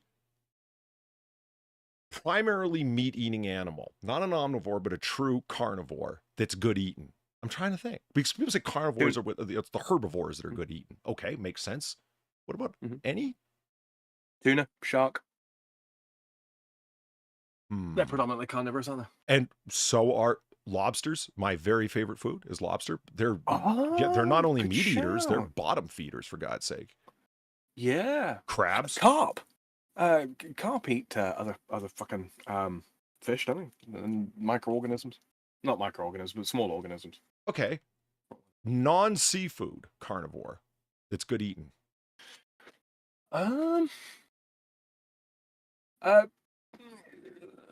You're talking specifically carnivore, right? Because I mean, pig. Pigs eat fucking anything. Literally. Yeah, I mean it's like a billy goat. That don't count. I mean, those motherfuckers literally eat a tin can. Hey, goat meat's good, man. Goat meat's good. Don't sleep on that shit. Nothing wrong with mutton. What the hell just happened to chat? There we go. What?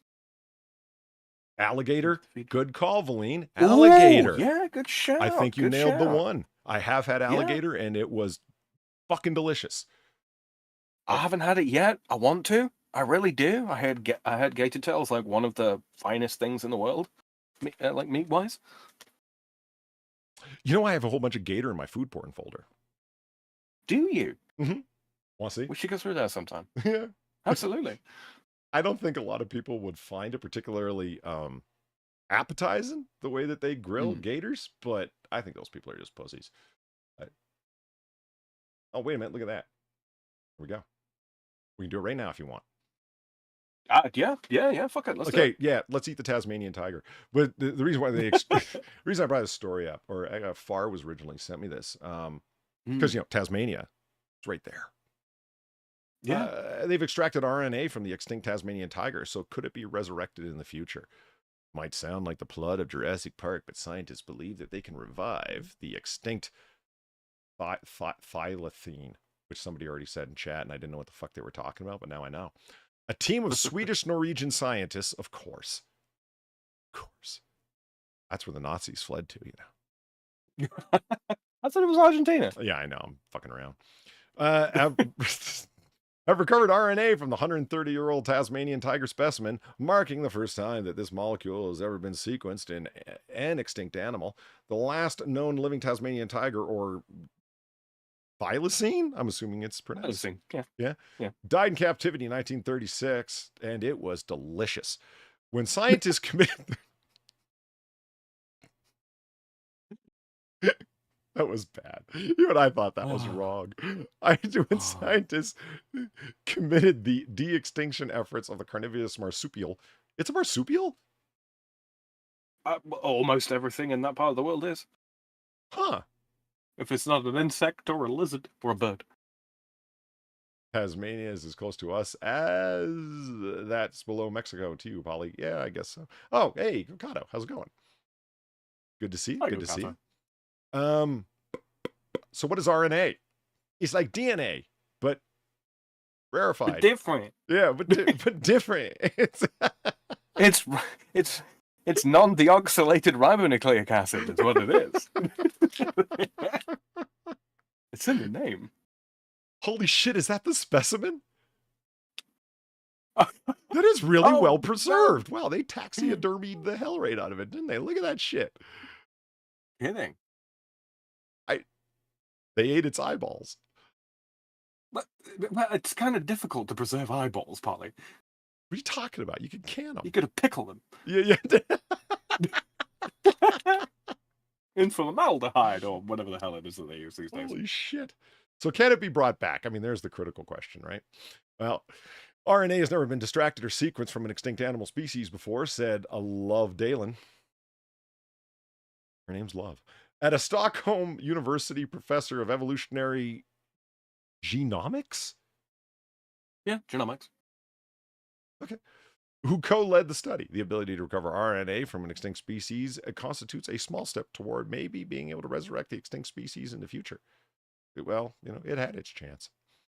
In charge of the mammal collection of the Museum of Natural History, said the idea, I just want to bring back mammoths, woolly mammoths. Yeah, me too. That's the species I got my eye on. Well, use them to bolster the fucking, pachyderm population of the planet. Mm-hmm. Say that 3 times fast. Okay. Pachyderm population of the planet. Pachyderm population of the planet. Pachyderm population of the planet. Yeah! Fuck yeah! I didn't even know if I could do it. Hell yeah! Up top. Yeah! I could have sworn I was going to fuck that one up. That was pretty good. All right. Have any other animals been brought back? No. Why did you ask? The answer is no. Not for public consumption, anyway. No? All right. So, alligator.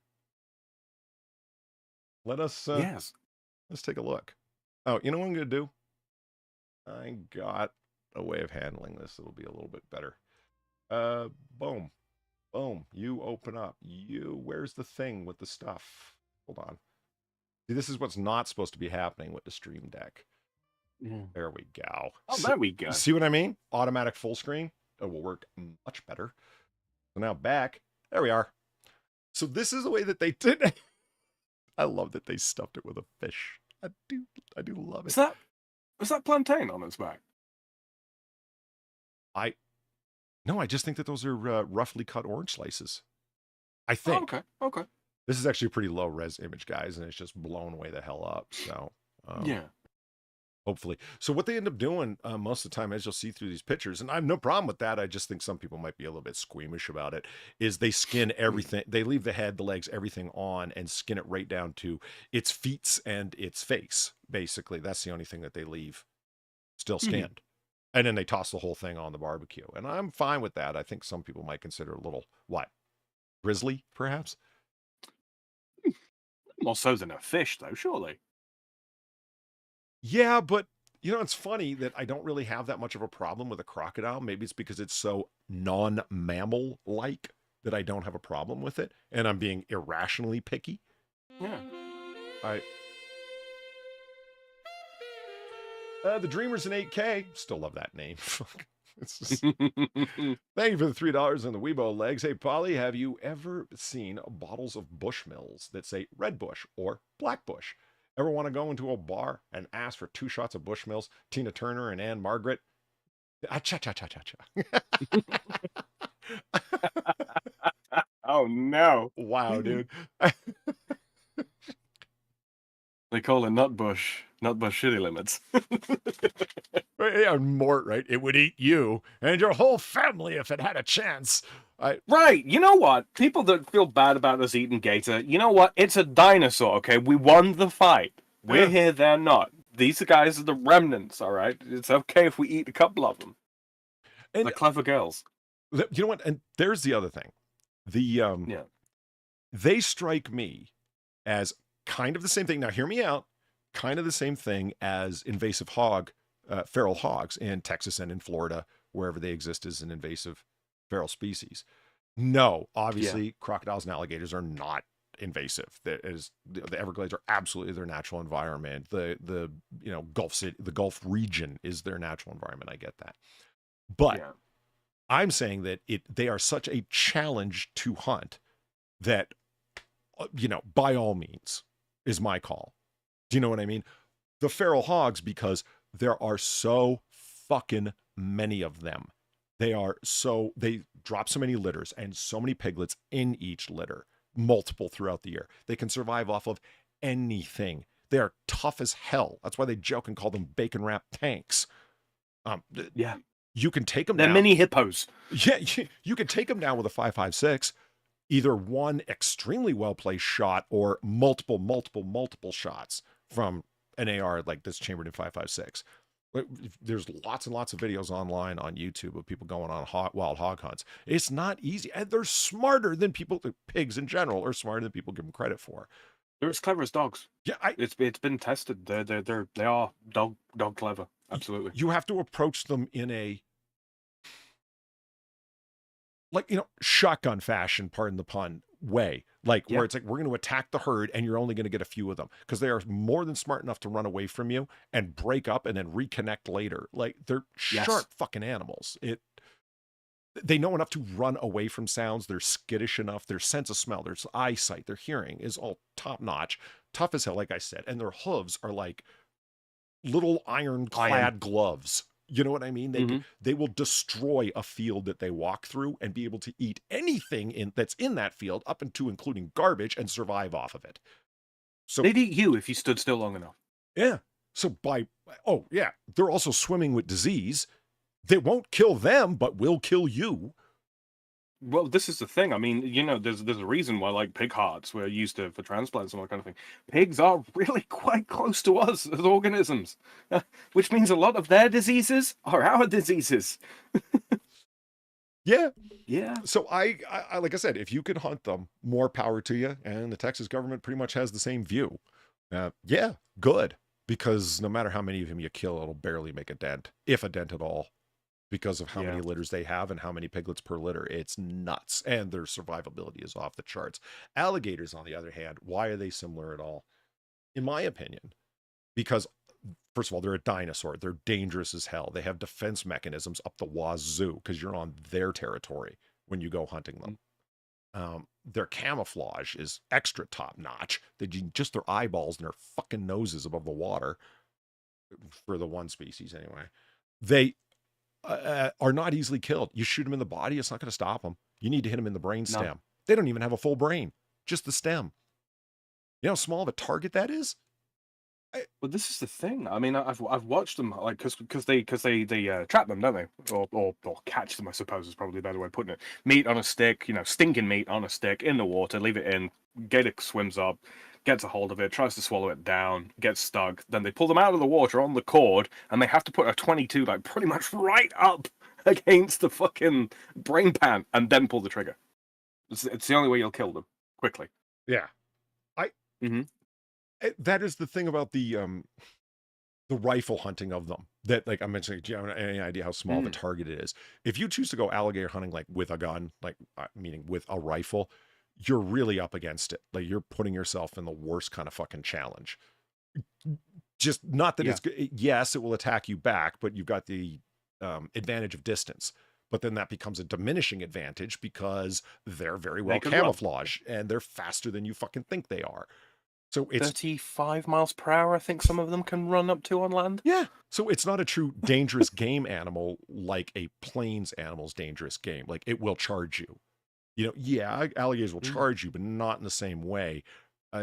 You get my point. And they're very well camouflaged, so the further away that you get from them, the less likely you are to see them, but you're still in danger because they can see you. You get the idea. If you go rifle hunting an alligator, you're really up against it. You deserve all the, go ahead. Have a good time.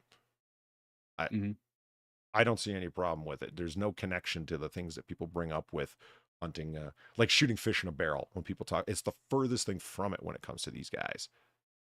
Which is I got interested in the idea of like, how do you hunt alligators? It's so different from any kind of hunting I know anything about, right? How do you rifle hunt them? Listening to the guys talk, I'm like, why are you even bothering? And then of course it occurs to me, the challenge. There's a lot of them out there. They are dangerous. It's not like they're endangered. So, okay. And we could trap them, but we view that as less sportsmanlike. And so they take on one of the worst challenges that there is next to dangerous game on the African plains. Hippos and fucking lions and wildebeests that will charge, and if they get to you, you're fucking dead. So anyway, wildebeests will gore you and then stamp on whatever's left. They give zero fucks. Now look at that, bacon wrapped. Taking a chomp down on, I'm going to guess, a piece of mesquite. It's one or another of the kind of pieces of wood they're smoking with, which is cool. That, I mean, come on, y'all.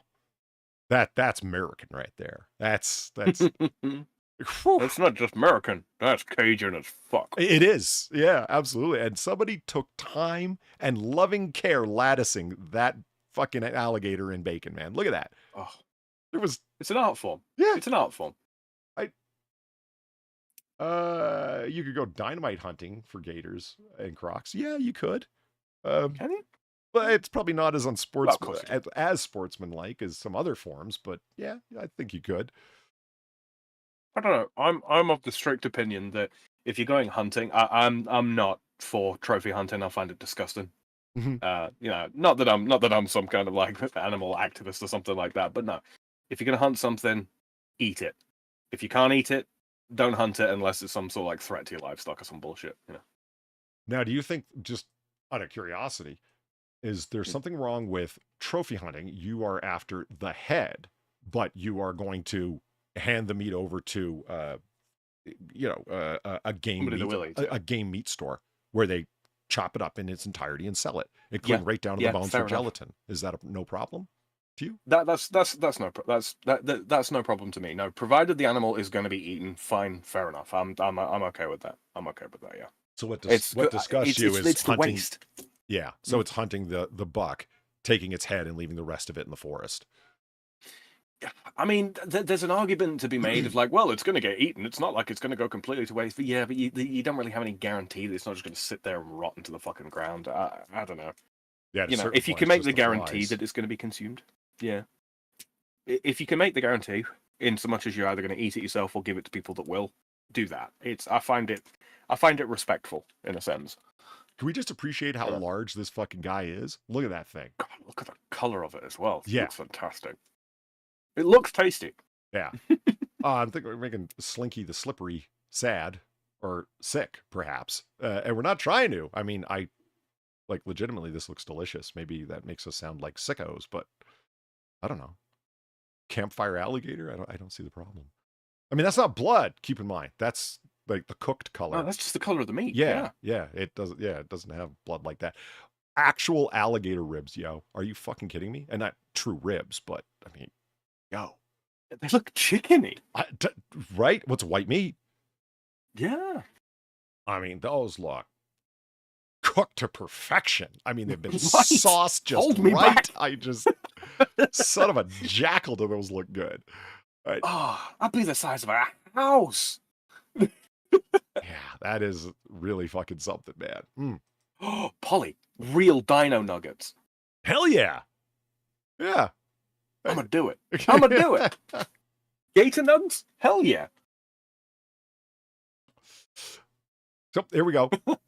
Full pieces. Look at all that black cracked pepper on there and the fresh bacon and everything. I mean, That's Cajun Christmas has got to look something like that.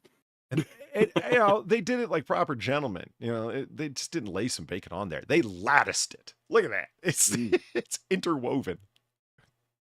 I can dig it. Another bacon wrapped bad boy. Look at that. With a pineapple. Mm-hmm. Oh, it looks just as ferocious on the barbecue.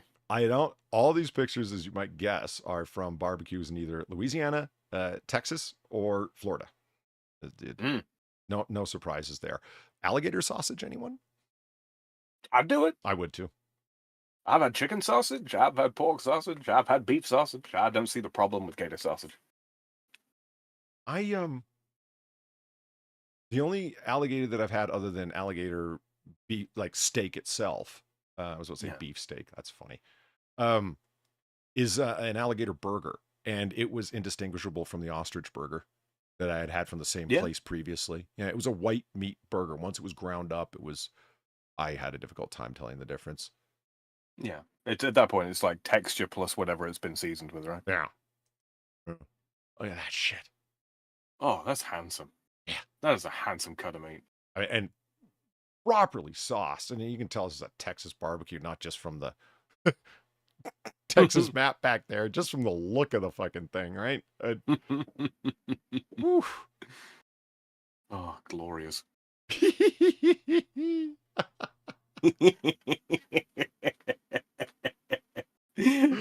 I was reading about this particular one. It's like, I can't get over it biting the turkey like that, or the chicken rather like that. That is hilarious.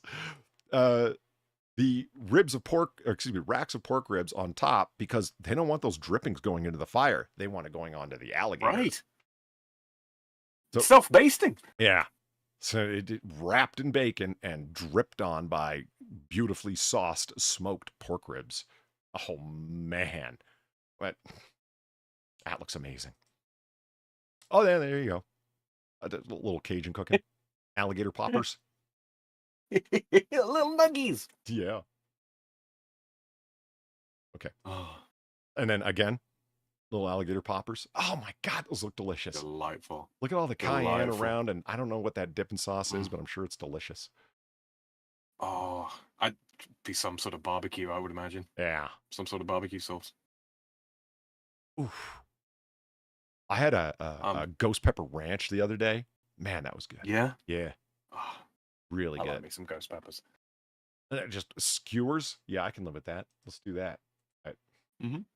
And then final, same kind of idea. Halfway through the cook, obviously. Hasn't. I figure all these guys have been smoked. They're not it's a hot smoke or a cold smoke, but not actually barbecued, if you know what I mean. High temperature. Yeah, prepped for the barbie. Yeah. And there's the full length of all of my alligators in my food porn folder. It grows year by year, my food porn folder. Whenever I find something delicious, I toss it in there. It's inspiration. Yeah. Yeah. What does it taste It's amusing like? in the classical sense. The closest thing that I can compare it to is eel. If you've ever been for sushi and ever had unagi, freshwater eel, Mm-hmm. that is the closest I can compare it to. Unfortunately, past that, the best thing I can say is it's kind of like chicken. But, Yeah. you know, but Yeah, what I've heard isn't? that. You know what I mean? That's like the oldest joke in the book. Yeah, right there in chat. It's Serpent 21. Chicken. Yeah. It is, I would say it's far more delicate than like fish is a delicate meat. You know what I mean? Yeah, Yeah, flaky. Yeah, flaky. That's a good way to describe it. It will fall apart with your fork much easier than chicken ever would. Oh, I appreciate that. That's one of the things I like about tuna is you know, when it's been brined, it goes all flaky. Yeah, it's good stuff. Absolutely. Go on to some other stories here. Oh, you know what? Look. Oh, spood. Kill anything that does that. That's it. He's just signaling a plane. That's all. It's rearing up to say, "You want some?" No. Now look here, laddie. This right here be my hole, my home. Get lost. New species of burrowing spider. Kill it. Kill it with fire. There's only spiders that make for good eating. He's just a little guy. A little guy. I think he's birds, man. No.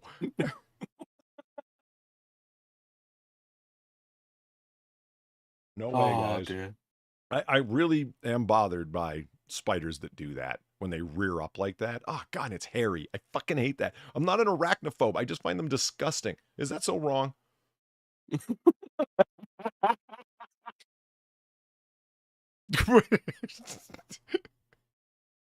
I'm not an ex-phobe. I just find them disgusting. Yeah. Oh, dear. Yeah, see, Eveline gets it. Kill with fire. That's what I'm saying. I'm not okay. And it burrows? What's it got to hide? Bodies? Probably.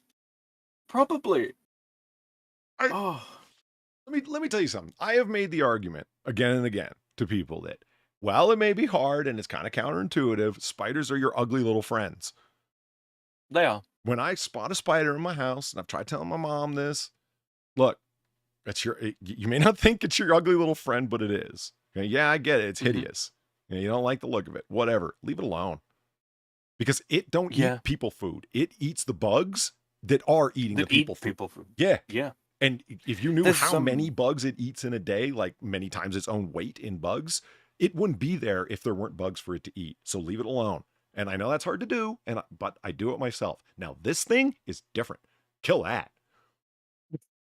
There's a species of long-legged centipede that exists across pretty much all of Europe, really. And they are centipedes basically with spider legs. All right, they're not very nice to look at. All right, it's altogether too many legs. But you know what they do? They eat cockroaches. Now, I'd have those around. Those are fine. Yeah. Yeah. They are cockroach killing things, machines, man. Yeah, no, I've seen them work. They've got those little jaws on the go. They take them apart, and there is nothing left of the cockroach afterwards. Really? They eat the wings, everything, absolutely everything, and they will eat cockroach eggs as well. So they keep the cockroach population down. Yeah, they do the works. They're not pleasant to look at. They've got little black and white stripes on their legs, and it creates kind of the like hypnotic effect when they're moving. They are not nice to look at, but they are damn effective cockroach hunters.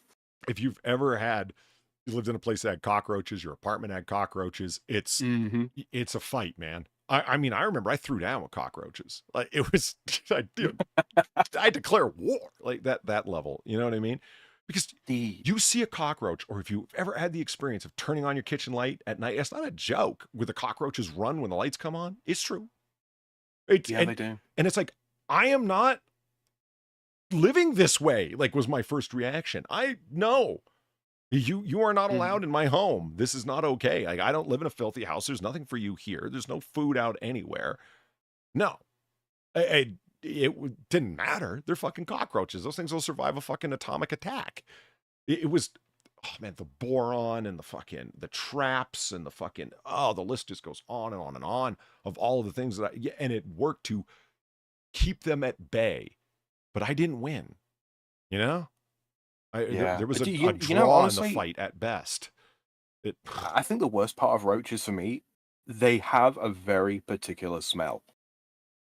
Yeah, they don't really shit, but they excrete, right? And the excretion that they give off is like this weird oily kind of stuff. It it has got a smell that I find extremely repulsive. huh. I can't. Yeah, I cannot be around them. I do not like them. I hear people tell Wood that same roaches kind of as well. story with bed bugs and house fleas. They're like, Yeah. yeah, that's the story that I basically told with the cockroaches was what they have told me. I've never had a problem with them, knock on wood, grace of God, I never will.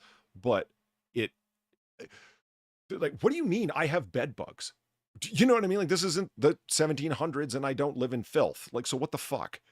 And it's like, Oh, it yeah, doesn't matter. yeah, that's what the exterminator Yeah. ends up telling them. It ain't like that, man. It at all. Yeah. That's not the thing.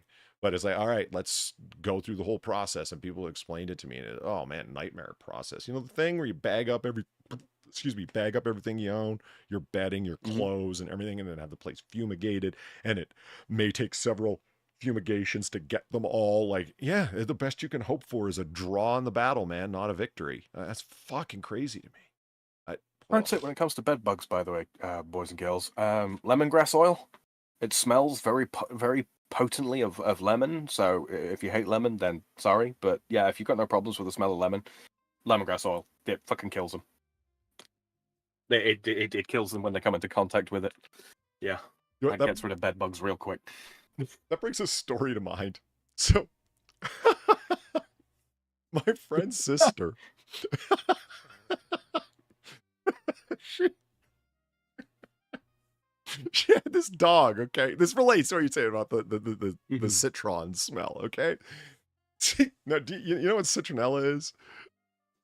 Okay, so she had this little dog, and it was a yapper. It didn't bark. Yeah. There was no bork that came forth from it. There was a yip, yip, yip, yip, yip, you know. And this thing all day, all night, yapped at everything. Yapped at it, literally its own shadow. It saw its own shadow and started barking. I was there to see it, okay? And this thing just wouldn't stop. Right. So she gets this idea, and she's got her scruples and convictions in the world. You know, you don't yell at your pet. You don't tell it to stop because it doesn't understand. It's not like you can, reason with it, if you know what I mean. But you have to have feelings, and she was somebody who sure as hell had her feelings. She said, like, why don't you try training the dog, like, with treats and whatnot, negative reinforcement, classic conditioning techniques. Why not just go with that? And she's like, she actually said, this was her brother who said this to her. It's, because I think it's cruel to withhold food from an animal, like to taunt them, as it were, with treats, and then like withhold the reward because they start salivating and wanting it, and then you deny them that. That's just like teasing. I'm like, okay. So she comes up with this alternative technique, buys this dog collar from the internet. It's got a little electronic box on the bottom, normally where the tag hanger would go, right? And it has a little microphone in it. And whenever it detects a yap from the dog, it puts out a little spritz of citronella, which apparently dogs don't like the smell of. Not because they find it offensive, but because they just find it strong with their really strong sense of smell. Since you can't reason with dogs, I'm not sure how they determined that, but okay. So this is worse. So whenever the dog would bark, like, and I'm not going to go into the argument. I heard about this after the fact that this was going on. I'm not going to go to the argument. Do you realize that's still conditioning, right?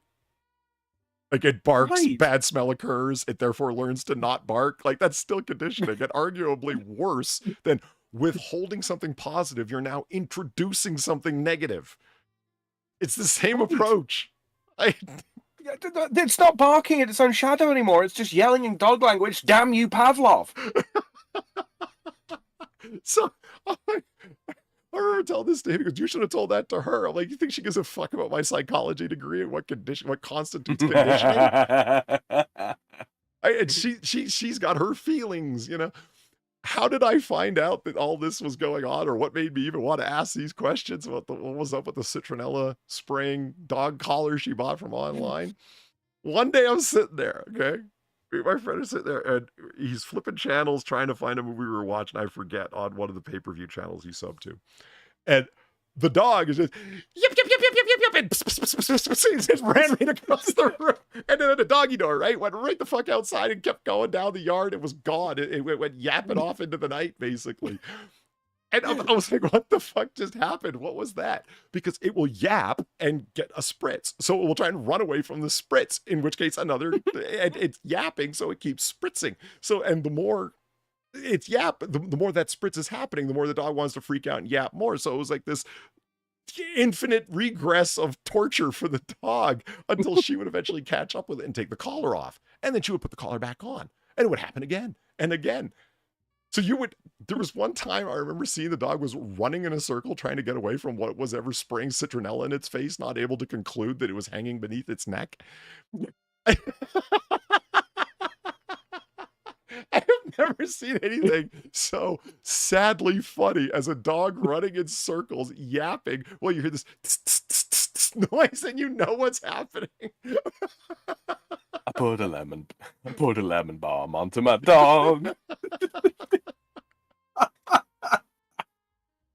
That sounds like somebody's $1 million idea that they never actually thought through or went through any kind of alpha test procedure to find out if it was gonna, proof of concept gonna work. Oh.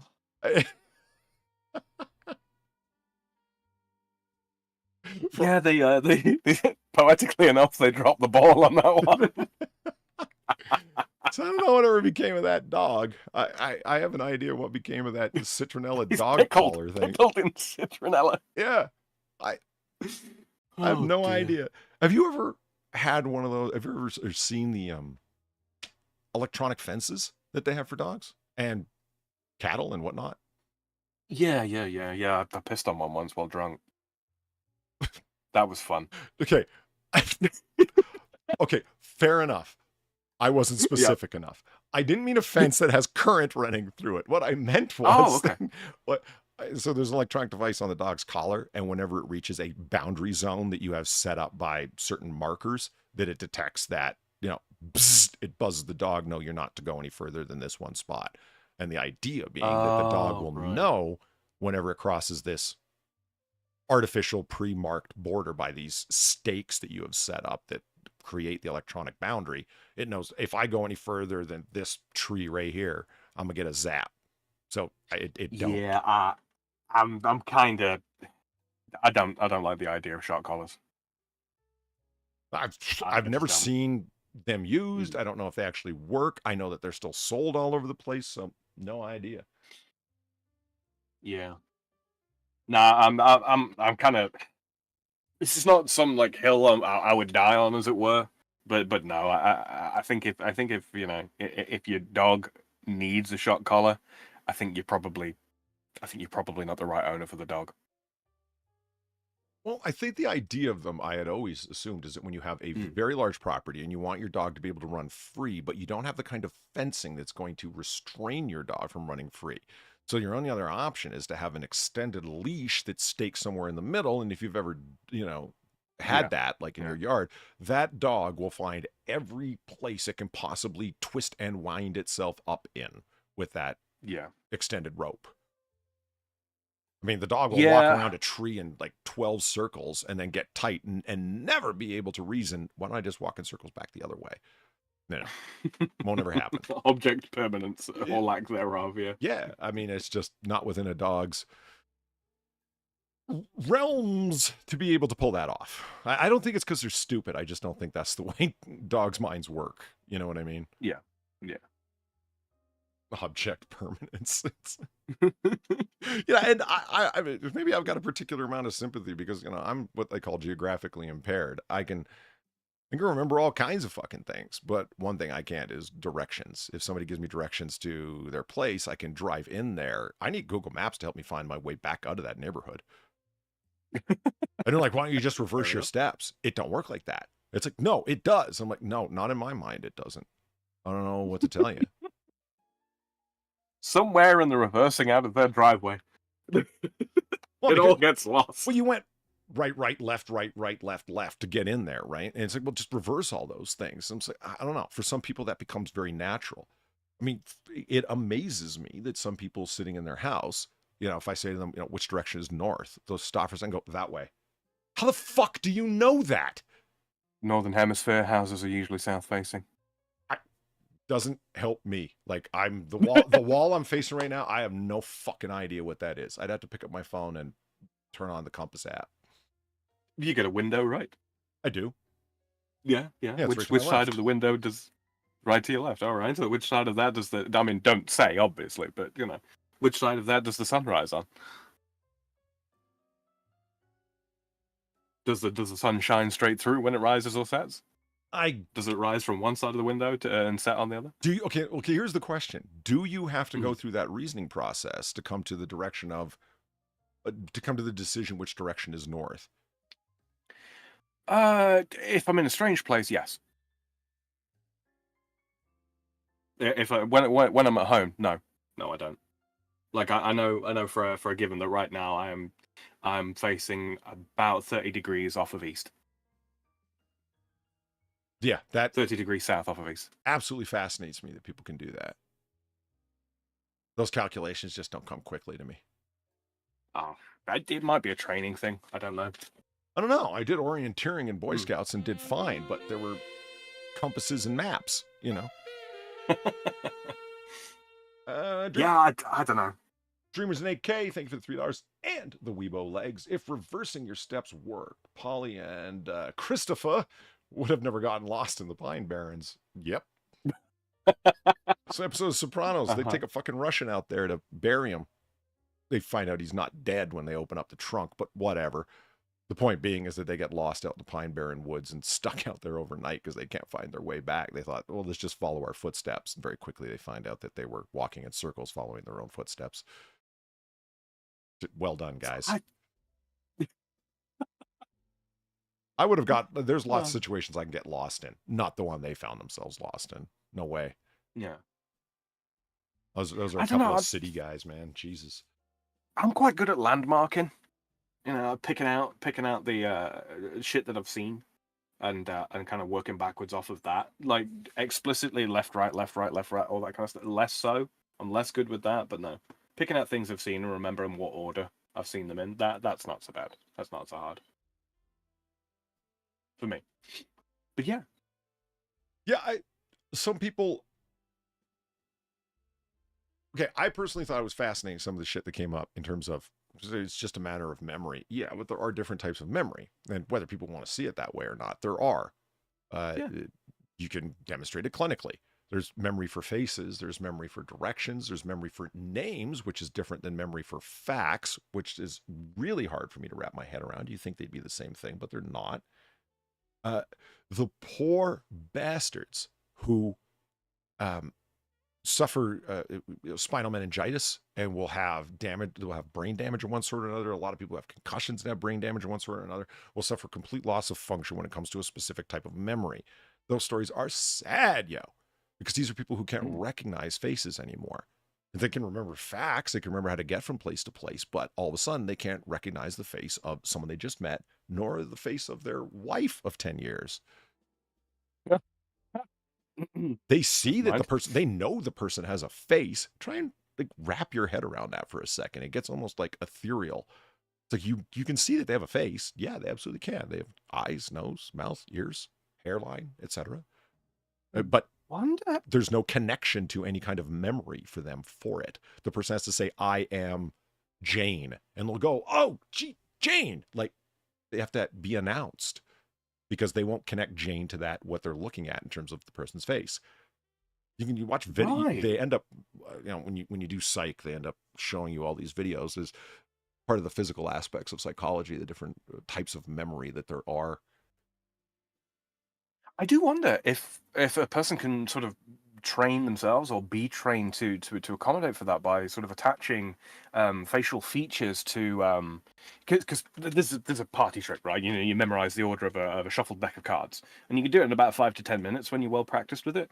And the whole idea is that you make up a story about the order of the cards, and that's what helps you remember the order. Okay. I wonder if you could apply that same logic to facial recognition for people that have become face blind.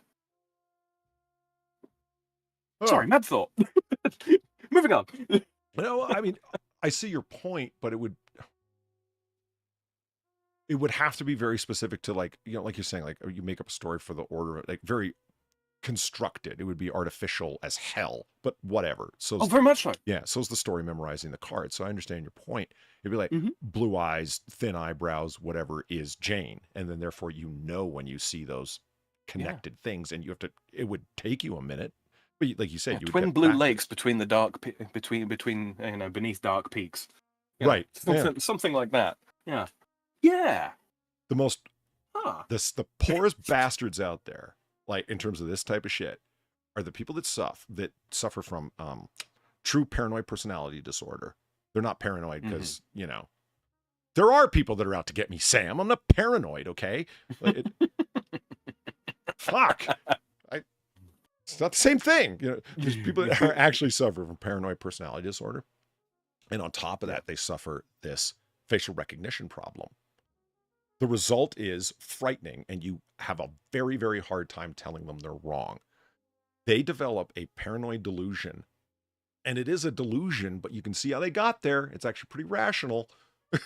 They think that the people around them have been replaced by imposters that look identical.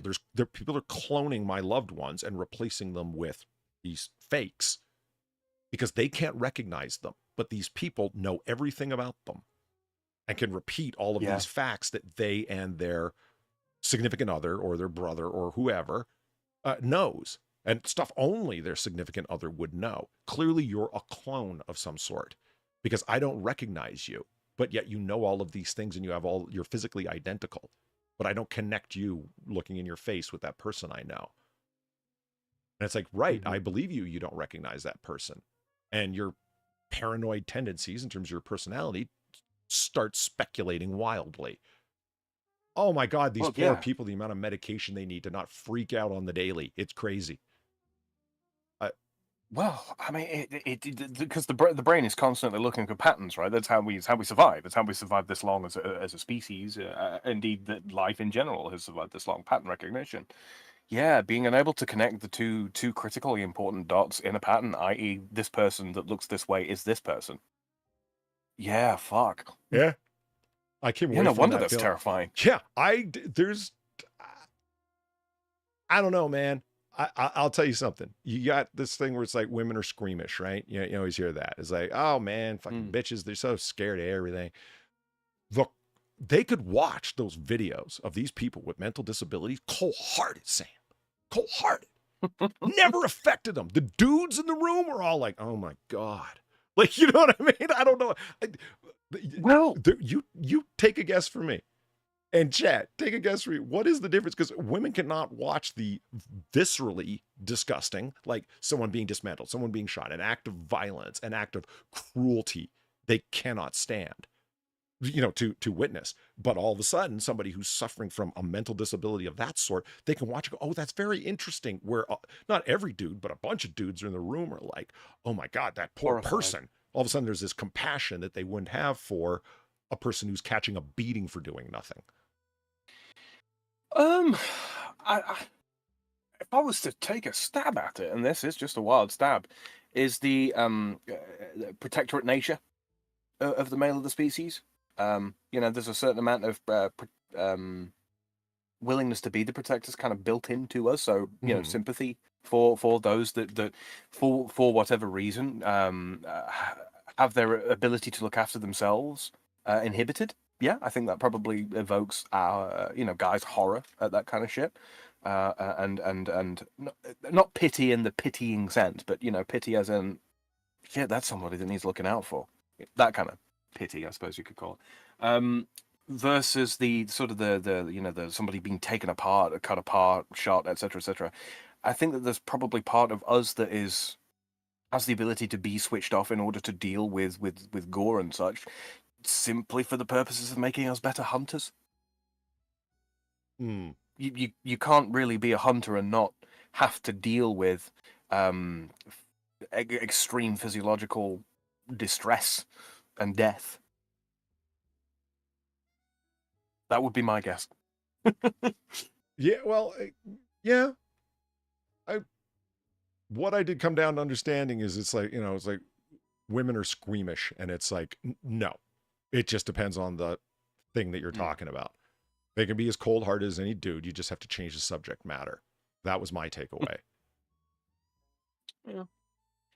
Perhaps it's not that women are squeamish, it's just that men on average are just less squeamish. I think perhaps women are the bar for what is and is not squeamish. We are just less so, for maybe a reason like what I outlined. Yeah. Okay, Sam, I forgot my drink out in my car of all things. So I'm gonna need you to hold down the bar for a second. And hold down the fort. Yeah. Okay. Or I can put it on the "We'll be right back" screen. I don't get to use it very often, so it's up to you. No, I can talk to chat for a little while. All right, I can talk to chat for a little while. Right back. All right. Hey, chat, how you doing? Let's have a quick scroll back through here and see who's here. We've got Mort, as we know. Cynic. Hello, Cynic. Special Emissary. There's me reposting the donation links and such. That's a good point, actually. Real quick, do a quick plug here, ladies and gentlemen. Yeah, if you like what we do here, if you enjoy the show, most of you are regulars. You already know what it is, what it do. But if you are new here, the donation links are in chat, and I can just quickly repost them. Again, like that. Yeah, if you really like what we do here and you want to help support the show, keep the lights on, keep the candles burning, etc., you can donate to Polly or myself at those links as provided. Please don't feel like you are obligated to financially support the show, though. If you'd just like to help us out with the algorithm and such, there is that like button. There, it's shiny. It used to be red, but I'm in dark mode, so I have no idea what color it is now. Give that just a gentle nudge, yeah? If you are absolutely new here and you're not already subscribed, please do consider hitting that subscribe button. Helps Polly out. If you're listening in the future and you got something to say, something that's sort of tickled your fancy on a subject that we've covered tonight, please do leave a comment. A, really helps out in the algorithm, gets us out to as many eyeballs as possible. And B, Polly sees pretty much all of them and answers most. So yeah, please do that. Let's see. Minimal Glint says, "Quick Sam, before he comes back, get me a free beer." I don't know if I can give you a free beer. It won't be a very good one if it's free. All the best things in life, you got to pay money for. At least that's my experience. Let's see. Valine says, "I mean, I don't do eye shit in movies where they get real close after almost losing one, but I can go full medieval on the rest." Yeah. There is a great deal of variation in behaviors throughout people. It's very difficult to make general statements, isn't it? BG and Jazz says, "Polydub, here I thought that Sam was your ugly little friend." Well, I am ugly. I am his friend, but I'm not little. That otter, on the other hand, now he is small, let me tell you. Subin21, presumably in reference to the spood that was on screen a while back, says, "Kill anything that does that, but don't eat it." You know what, Subin21? I will make an exception for things that do that. It's a little guy. Let's see what people saying. Scrolling up. Slinky the Slippery, chickeny fish. I hope not. That would be weird. Chickeny fish. Oh man. How are you guys liking this location, by the way? The place behind the grandfather clock in the thing with the stuff. I'm gonna let you in on a little bit of background right now, actually. The picture above the fireplace there. Yeah, that's not part of the original artwork at all. That has been very meticulously blended in, so that it fits with the lighting of the room.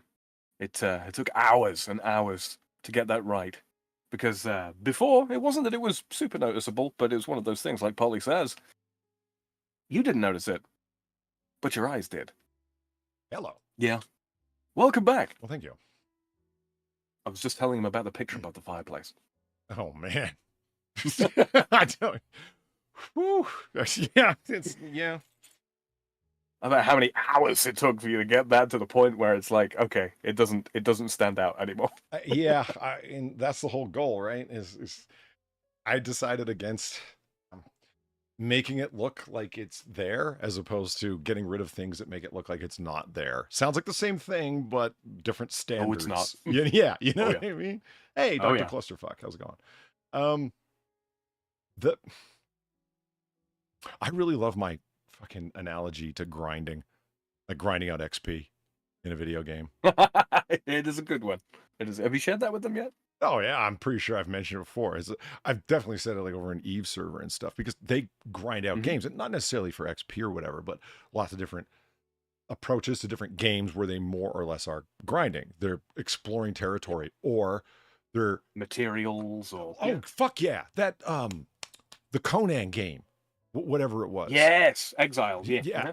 Holy shit! All I heard for months, was where do I need to get the particular metal from to make the sword of 1,000 truths? Like, you know what I mean? Like, yep.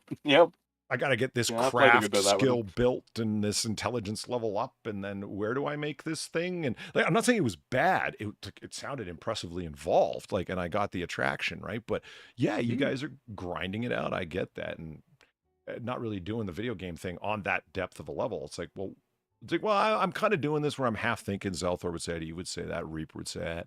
I'm listening to music or I'm listening to a podcast or a YouTube video at the same time I'm doing it. And that's when I realized it. It's like, yeah, that's what I'm doing. This isn't requiring anything but 20% of my attention. I'm really doing the other thing, listening to you guys talk or whatever, right? While I'm slowly removing shadows and colors and whatever. Biggest pain in the ass about that painting is that painting and that frame aren't the same. That frame has been imposed upon that painting. So it was like double the amount of trying to get them looking like they belong together. Oh, God.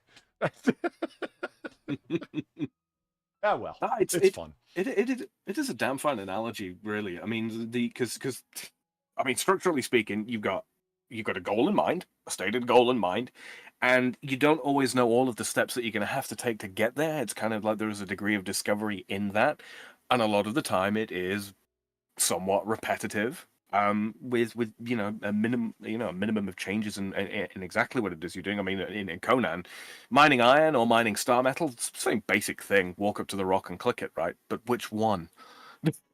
How many times? How much of it do you need? Same basic principle, yeah. Grinding. And I mean that particular painting, Lutz, is Washington crossing the Delaware. It's in all of my fucking bar locations. I really want to get a painting of it, for like IRL print, I should save it for my house. It's my favorite painting of the Revolutionary War. I mean, yeah, it's a little pedestrian because it's obvious, but what do you want from me? It's a fantastic fucking painting. And besides, it's when the British, well, in this case, the Germans, really got fucking stomped. I had that. You could do. I had that meme up at my desk for a while at campus. It was just Lutz's painting, Washington crossing the Delaware, but the text beneath it was, "Americans will kill you in your bed on Christmas." You totally could do. You could totally commission Far to reproduce it, but in her style. A whole bunch of, well, she did. That was actually her original suggestion because she knows that painting really well because she's seen me use it over the years, and she said, I want to do one where it's all otters. Yes. Okay, now I want one. Otters crossing the Delaware, Otter Washington and whatnot. Absolutely. Yeah. That's when she was Lieutenant General Otto Washington. Let's go. Good for you. You remember his rank. He really was Lieutenant General.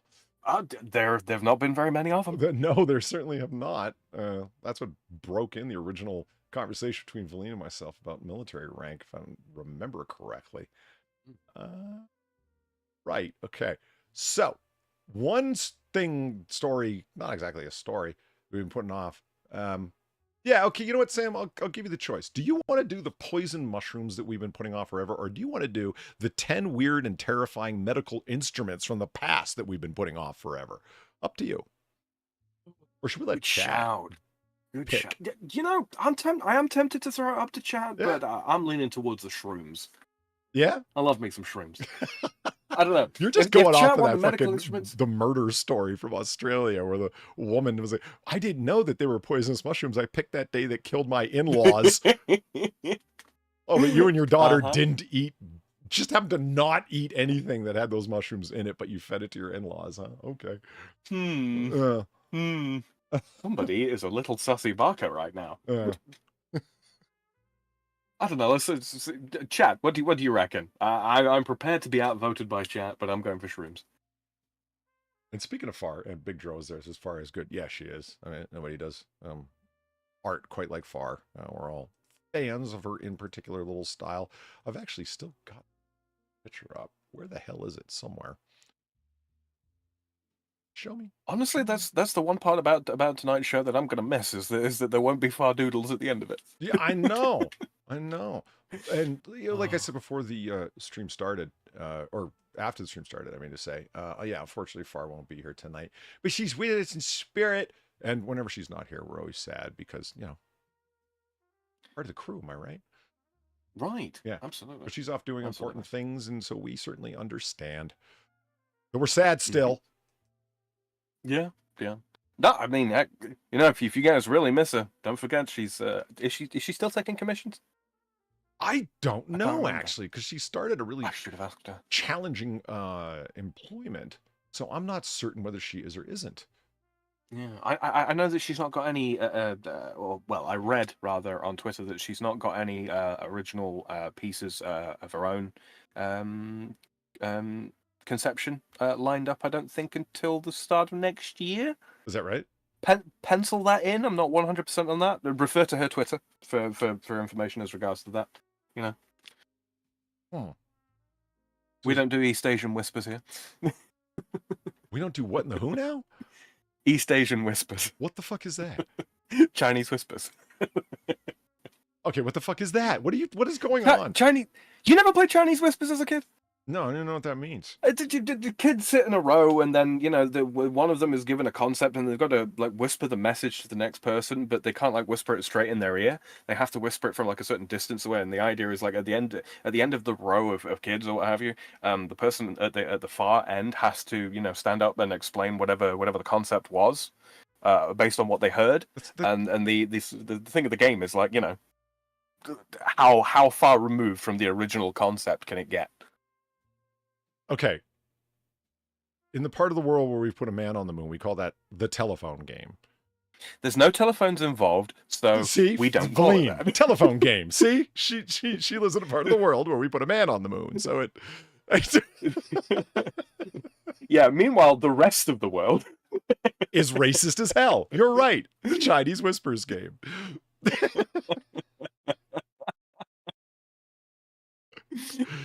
Remember this from last week? I love you, Stream Deck. The otter. The look of delight. Yeah, he looks so happy. He does. All right, so nobody has said one way or another what they want. What do you want? What was the other option? I don't even remember. It's great. Medical devices. Medical devices is the other one. Wait till you see the medical devices. You'll know why Sam wants to go with it. That's just, for fuck's sake. Okay, hold on. It's in here. God, click around so much that there we go. I got a meme here in my stack. Yeah, there it is. 10 weird and terrifying medical instruments from the past. That, yeah. Yeah. I'm going to take a guess. It just looks like an old school hand drill, right? Yeah. Yeah. I'm going to go with it's a skull drill for relieving cerebral hematomas. Japanning. That's going to be my guess. I am disturbed by the broadhead arrowhead design on the end of it. Oh, there's a name for that kind of bit, and I can't remember it now. It's not like a tapping bit. Anyway, yeah. Yeah. Let's find out what the stuff is. The 17th century French brass syringe. It's not that bad. So there's no text description. We just get to look at them and guess. The gauge of that needle is ridiculously large. That's all I got. Like, what is going on there? What would you stab that into? That's a good question. I don't. Is that the needle? Do you not perhaps drop a needle down inside it? Maybe. And I mean, I'm not 17th sure. century, so somewhere from the 1600s. I don't want anyone stabbing anything into me in the 1600s. Right. Or maybe it's one of those that you would make a cut first, and then you would use that to draw blood. Maybe it's that. Oh, yeah. It's a sucker, not a pusher, so to speak. 18th century Sri Lankan ivory enema syringe. Oh no! You want that up your butt? I don't want anything up my butt. I love how they bothered to put it on a lathe and make it all pretty and like, what, really? These are runes of protection. Holy shit. Okay, bad phrase to use. Good God. It's just... Unholy shit, that's why you're here. The 19th century Japanese self-administering enema syringe with a piston and reservoir. Oh, good. Oh, God. That's so fancy. What the fuck?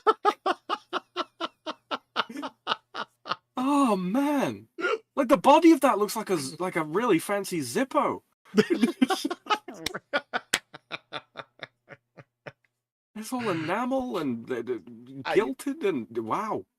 I'm willing to bet that that's, oh yeah, wonderful piece of ivory, piece. actual ivory over there. I know where these pieces go and I'm not okay with it. It's its own reservoir. Like you say, it's so pretty. Like here's this like enamel gold inlaid flowery thing. I mean that holds. Wait. The white part on the brass bar there, I think is that not perhaps the pumping arm? And yes. The tube is the bit that does the thing in the place. Yeah, you don't sit on it. The black end here it goes where you think it does, Yeah. Yeah, and then this part attaches up there, and then this is the pumper for the, Now have me pump some water. Good God. Oh no. I was pretty Cameron comment. This is all right. I am just not okay with any of this. I don't understand. Okay, you know what? I get bloodletting. I don't agree with it. I don't think you should do it, but at least I can get there. You know what I mean? Yeah. I don't understand enemas for health on a regular basis. Like in the back in the day, they prescribed it for everything, just to help with your general expeditiousness and constitution. They would claim. And like, what? Why? If you were stopped up, constipated, you had eaten something terrible and you were feeling sick, it doesn't take a lot of thinking to think how an enema flush your system out. If you're feeling sick off of something you ate, okay, I get that. Okay, you're stopped up. Well, that explains itself why you would want to flush your system out. But just on a regular basis? I think it came from the sort of the understand, like they learned that or came to the conclusion that excrement was what would carry disease and such, right? I think it probably stems from that somewhere down the line. I've got a book on early medicine somewhere. I'll have to read back through. Lots of enemas in there, I'm assuming. Oh yeah. There's an entire chapter. Then there are surgical instruments like the 16th century tools below. Those on the right include a double-bladed knife, a forceps for extracting arrowheads, and a bullet extractor. Ooh. Oh, delightful. Oh, wow, these are just weapons themselves. Well, is that a bone saw? Yeah, that just looks like that just straight up looks like a back saw. But yeah. You don't want that saw on your back. No. I mean, that has to be an amputation saw, no? I would have assumed so. Yeah, immediately. What else would you need a fine-toothed, hard back saw for in terms of surgery? Yeah, I can't think of anything else. Not immediately. I mean, some of these tools like resemble Metzenbaum scissors and modern surgical tools, right? I get where they're going. I get where they're going with this guy. It soft-ended tips, 3 bullet extractor, right? I get it. What I don't understand is these are just side cutters. What the hell?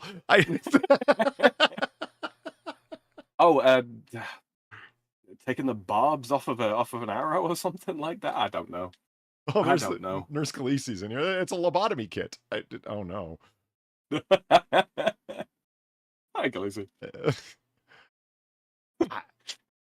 Forceps for extracting an arrowhead. All right.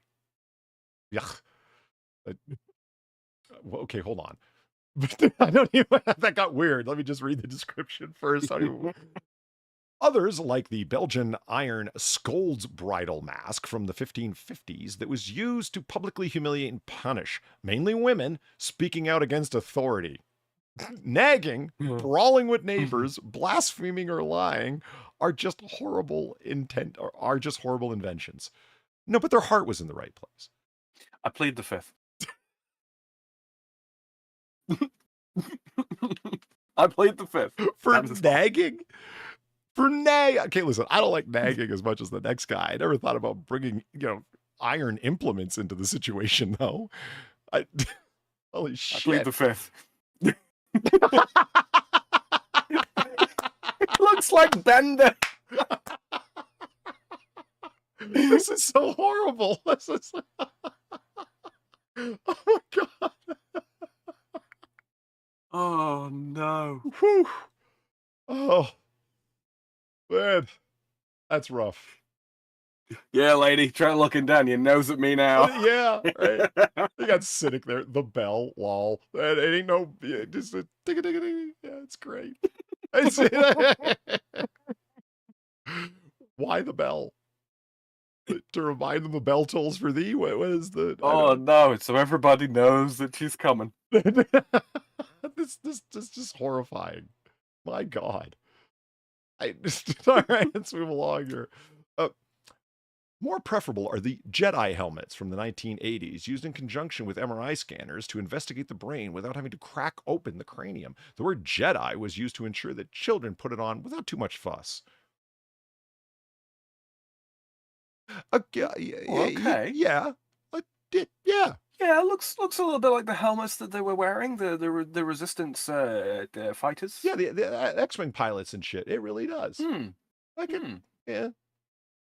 I mean, I wouldn't want to put that thing on either, where it's like, okay, there's all these electronic tubules running through here, and it could fry your brain with the, that's not bad. Here's an idea. Let's just not tell children that part in the first place and see if they want to put the helmet on then. It was at this moment that he knew. He fucked up. Nice. I got a gunzo. So did I. Yeah. C. Thomas, thank you for the $2. Middle Ages medical tools are wild. At least they weren't too into trepanning, literally carving a hole into the skull. Yeah. I was hoping to find something relevant here. To be honest with you, I think the scariest part of trepanning is, apart from all the risks that's associated with it, it kind of worked. For relieving internal hemorrhaging? Well, yeah, the pressure on the brain and all that. Like you'd still a strong chance you would die from the infection, but yeah. I was just looking for a meme that I had, and now I'm seeing other memes that I have, and I'm just like, oh, fuck, my meme collection's awesome. I recovered from an old hard drive of mine, the meme folder that was on there, and man, there was some absolute gold that I'd forgotten existed. Yeah, always back up your memes, people. Absolutely. Yeah. You don't want to be like Zelthor. When he lost his meme collection, he was pretty much inconsolable. And I understand. Oh, yeah, he was a broken man. Yeah. Yeah. Poor guy. We had to tease him out of his room with like dino nuggies. It was bad. What? Look. Why do I have a picture of this? Why not? There was okay, this is from a scene in Wall Street, Oliver Stone movie with Charlie Sheen and Michael Douglas. And he goes to a restaurant and Charlie Sheen's character is being wooed by the Wall Street superpower tycoon Gordon Gekko, played by Sheen. Not Sheen. Douglas, by Michael Douglas. Yeah. And he's talking like 5 or 6 different people at the restaurant at the same time because he is a superpowered, high-powered tycoon. And then he leans over to Charlie Sheen and goes, order the steak tartare. It's not on the menu, but they'll make it because you're with me. And then he turns around, keeps talking to somebody else, and this is the plate. It was at this moment that he knew. He fucked up. That's right. This is the plate that he put down in front of him right at the end of the scene, and Sheen looks down at it, and he's like, ugh. Yeah, it's a dude. Well, help me understand why you would want to eat a chunk of raw meat. Like, okay, yeah, it's the finest cut of raw meat, but it's still raw beef with an egg yolk on top, man. Come on. It's chemically cooked. It's great. It's chemically cooked. Yeah. The whole lemon and salt and all that kind of thing. Yeah, it cooks it. Okay. Yes, but it's still got the texture of uncooked ground meat. Yeah. It's like bluer than blue. God damn it, Sam. There's just what? There's just no reasoning with a Frenchman. It's just... Not when it comes to food, no.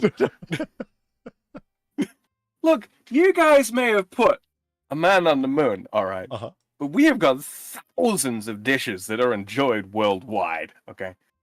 Like? Oh, well, steak tartare for one. No, that is... Okay, it's discussed the worldwide. I don't know if it's... It's not this... No, just no. Yeah, people bring up the way that I just did. Look at how happy people in Vietnam with their banh mi, okay? That's us. That's our influence right there. Banh mi? Yeah, banh mi. Mm-hmm. What is that? You know, so you take a piece of French bread, or French-style bread, you cut it lengthways. You would look at it and you would immediately assume it to be some sort of like sub sandwich. There's more to it than that. Oh, the Vietnamese subs. Yeah, that kind of thing. But there's all kinds of pate and like pickled vegetables and all kinds of weird, wonderful things that go into it. Loads of different styles. But yeah, the words banh mi, they're loaned from French pain de mie, which is just the bread with the white fluff on the inside. We call that the mie of the bread. Okay. Mm-hmm. So yeah, banh mi. And the Vietnamese hate us. They just love our food. Why do the Vietnamese hate you? Because of the whole colonial history or what? Yeah, we got a little bit something to do with that. Mm-hmm. Mm-hmm. Oh, fuck. Get over it. That's what I said. There it is. I was looking for that picture forever. There. There it is. Yeah. See, it does kind of look like the X-Wing helmets. Like, yeah, it really does. Yeah. I mean, this back in the day, Inquisitor thought that the funniest thing he had ever seen was that face Beyonce made when she was on stage. That face. Mm-hmm. And I got to admit, that is a pretty funny face. I saw, I for some reason, I still don't know. Put her in a X-Wing helmet and making a run on the Death Star. I can't get close enough, Captain. I'm too far away. That is not a flattering shot at all. No, it's really not. See, Big Draw says beef Wellington is good. Yeah, and a very different Agreed. thing. Yeah, beef Wellington is fantastic. Every time the British are told that they can't cook, they should bring up beef Wellington. Yeah, Jedi helmets. Okay. There's also this steampunk steel hand and forearm with brass wrist mountings from 1890. Yeah. Oh, that's some Anakin bullshit right there. Yeah. It really is. That's a fucking I like it. A T600 arm. Oh, that's a Gen 1 synth arm right there, right, Valine? Why didn't they... That's so fucking metal. Yeah, they obviously they wanted to scare people. You wouldn't have designed the hand like that otherwise. You weren't even trying. I don't care that it's 1890. That doesn't explain what you've done here. You can hear the noise that thing makes when it moves as well, can't you? Yeah. I could write a whole horror Metallic story clicking. around this fucking arm. Right. I... So is it possessed? No, it's just this arm. It just happened to fall into the hands of people who, when put it on, realized that they wanted to murder. Well, fall into the hand. Well, yeah, good point. Good point. And finally, about the slightly disturbing eye model eye. Do I want to see this? Do I want to scroll down and see this? Oh, I think we have to, don't we? Oh, hello.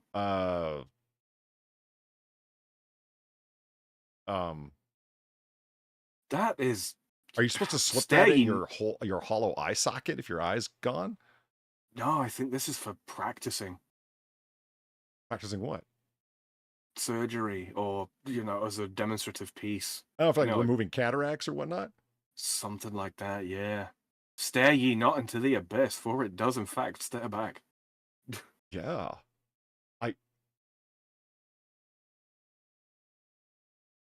Yeah, that's not good. Oh.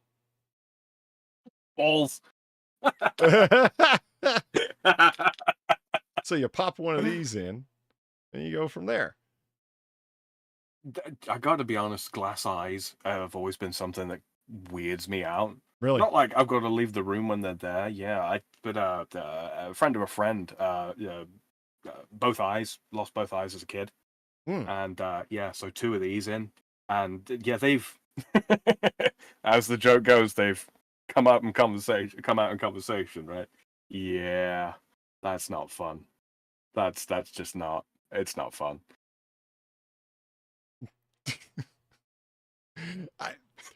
Okay, you know what I find sort of like funny and disturbing? Like, okay, so the time period is 1840 to 1900.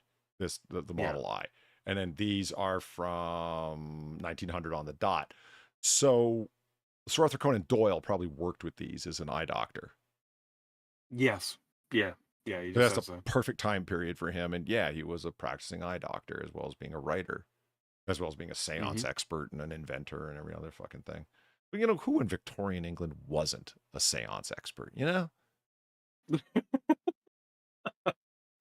Oh man, I kind of both love and hate the fact that seance and English have taken on this meaning. Why was seance mean in French? Session. We're going to have a session. It's just of what? Bullshit. Seance, meeting. Exactly. We're going to look at our horoscopes. We're going to examine the knitting from last week, and then we're going to talk to ghosts.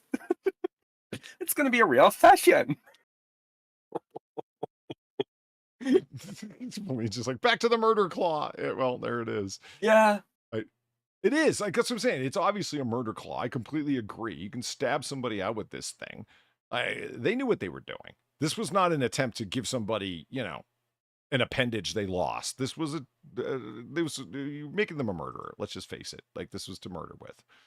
An old bandit swaggers up into a saloon, sits down at the bar, orders a shot of whiskey, picks up the shot glass in that hand. Yeah. No, before he even, that's how he orders. The one finger comes out and he points at the bottle. Give me one of those. And slams it down on the bar, looks at the bartender dead in the eye, points at him and goes, I want a whiskey. A little whiskey. Fuck you, Clooney. That's how it's done. Right. I was reading through the comments chat before we went live. I didn't have a chance to run through and respond to a bunch. But I came across this one comment I had to tell Sam about. So can I make a comment? A little comment? And I must have been. Brian was here actually earlier on at the start of the stream. Yeah. Okay. I laughed and laughed. I must have been in a fucked up mood or something, because good God, did that strike me as, can I make a comment? A little comment. Nothing else. Like, there wasn't an actual comment, just that. Holy shit. I was talking to Our chat's the best. Holy fuck. They really are. They really are. We love you, chat. No, I was talking to Far yesterday, and of course her lovely lady wife as well. And we were discussing the, can I get a little whiskey? And we were just sat around peeling with laughter. We got so much mileage out of that last show. So much mileage. And it kept coming. It kept coming back, and it was still funny. It's brilliant. Absolutely brilliant. You guys, I would like to think that people are beginning to understand just how bad that scene was. When I say it's the worst moment of film ever committed to celluloid, I'm not kidding. Like, lest would all the mockery continue? It was so dumb what he did in that moment. It was the way he did it. Like, Clooney, you deserve your title. Fuck you. I'm sorry, I dropped C. Thomas's off here. Apologies for that. Trepanning is also very common, as evidenced from the amount of Neolithic skulls found with trepanning scars that even showed signs of healing. You know, thank you for the $2, C. Thomas. Yeah, that myself, I actually have heard the yeah, it's not like it's 100% fatal or even close to that. You know, it's like you said, medical benefit. Yeah, especially if they healed over and then lived a long life afterwards, right? Yeah. Well, I think we were looking into it once. One of the very far northern Native American tribes engaged in it or something like that, and they would replace the piece of skull removed after the fact with like whalebone or something. Really? Yeah, so that it would heal over the top. So yeah, just so that there wasn't a literal hole in the head. So not only would they remove this part of the skull and all that kind of thing, and then it would begin to heal over, but then afterwards they would go back and add a little piece of bone back. Nice. I like the medical forethought there. I'm okay with that. Hey, there you go. The Dreamers in 8K, thank you for the $3 and the Weibo legs. Okay. Since the French in Vietnam was brought up, Polly and sure, Sam, why not? Thoughts on Apocalypse Now Redux? Okay. That is a damn fine question, actually. I will not pain chat with my extended... What? Pontificating? Well, I could talk about Apocalypse Now for the next 3 hours. I won't, don't worry. But I'm a big fan of that film. And then, have you seen Apocalypse Now Redux, Sam? No, I haven't, no. Have you ever seen Apocalypse Now, the original? I have not. Or at least I don't believe I have. My God. Best of all the Vietnam era films. Like, well, not era, period films. I don't think that there was ever a movie where the director was as, Francis Coppola, was as insanely self-obsessed and self-absorbed like a, Lindsay Ellis level film student, believing that what he was doing was, art with a capital A, fully huffing his own farts, and turned out a masterpiece. Because usually when somebody's that far gone, they're out of their fucking mind and they start getting experimental with shit. Well, actually he did. And it worked. That film it's rare because it really is up its own ass in terms of experimentation and doing different things and whatnot. And it still turned out fantastic. Usually that would have fucked it up. The problems with the film are literally well documented because there's a documentary that his then wife made about it. She was recording conversations with him because she was a documentarian. So I want to record a filmmaker making a film and not ask them afterwards, but hear what they were talking like during. Because that's a type of documentation that, to her knowledge, really hadn't been done before. And yeah, probably shouldn't be, in all honesty. That documentary, Hearts of Darkness, should really be bought along with Apocalypse Now to like fully get the depth of the film if you're really interested in opening it up and seeing what's going on. Coppola, to his credit, he since had a very acrimonious divorce with his wife years later following that, right? But she gets a hold of him. Imagine your ex-wife getting a hold of you and saying, oh yeah, by the way, remember when you developed malaria the 4 years of making that film when all of our sets got destroyed by that fucking storm that came in, the nightmare that happened, the 40 pounds of weight that you lost just from the constant dysentery diarrhea you had. Remember having to put our house up for mortgage to refinance the film because they cut off all funding? Remember when Brando said he was going to lose a bunch of weight for the film and show up fit and ready, and he showed up fat as hell and hadn't even read the script once? And so they had to have a fucking earpiece in reading the script to him off set because he refused to read it even after arriving on set. And he still, it says, I recorded you. You did what? Yeah, I was recording you. All those times you were having those nightmare phone calls with the producers, and all the times I was asking you how you were feeling, there was a tape deck underneath the chair.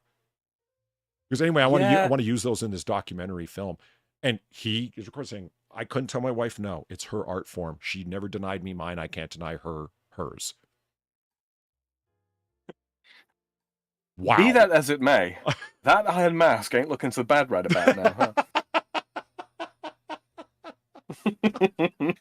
Yeah, I don't know if I'd be able to be that. You would have to be deeply committed to your art to see somebody else's art in the same way when it was so personally transgressing to you. Yeah. Those are some of his most private moments. He's talking about being so down that he wants to commit suicide. He's talking about all sorts of really personal stuff he was talking to his wife and no one else. So he thought. Yeah, I gotta be honest, the notion of that, the secret recording of this conversation, because I mean, were they heading for divorce at that point? No. I don't know. Nope. No, there was no signs of divorce on the horizon at that time. And there wouldn't be. Apart from that. Well, yeah, they only got divorced years later, and the film was an unqualified success. It was huge. So it's not like it all went for naught. It was all of their effort, all of his efforts, and all of their sacrifice in general, dragging their kids there. Like I said, why does it take 4 years to make a movie? If you've ever seen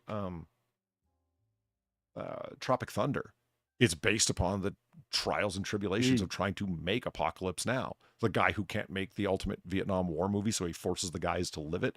That joke, where that comes from Ben Stiller, is from Apocalypse Now. In any case, they finally end up editing the thing together, and there's an unbelievable amount of footage that they took, as you might imagine. Right. They finally edit something together. Great. It was 6 hours long. Holy fuck. That was their copy print. And then edited to something down just over 2 hours for the theater. And then they revisit it. Chop job. Yeah. Best effort to make some kind of semblance of sense of all of that footage and tell the story they wanted to tell. Years and years later, his editor, co-producer, and friend comes back to him and says, why don't we make a director's cut of it? And the interview is hilarious. He's like, I couldn't believe he wanted to try. You want to go back into that morass? Are you out of your fucking mind? You want to go back to Nam? Yeah. But they did. Eventually, he talked him into it eventually. Awesome. And that is Apocalypse Now Redux, where you can watch the film, and there's really cool stuff on the Blu-ray in terms of features, where there'll be a little icon in the bottom of the screen, on the bottom of the screen, that this is from the original theatrical version. And then, nothing will be there when it's just the original theatrical version. And when it's new footage, that icon will come up. Just a little small thing in the bottom corner. And it's amazing. It's the same story they're telling, but they'll have filmed the same scene so many times from a different angle or different whatever. And in terms of going back and re-editing, they thought, you know what, I think this would work better. This angle would work better. It's goddamn near constant. On, off, on, off. You know what I mean? And then whole extended scenes are cut back in that were removed basically for time. And I think the one that jogged the memory of Dreamers in 8K is the French colony scene, where as they're going down the river to get to where Colonel Kurtz is at, they come upon a colony of Frenchmen that are still there in Vietnam. And it's bizarre and ethereal. It fits into the rest of the film. It's haunting.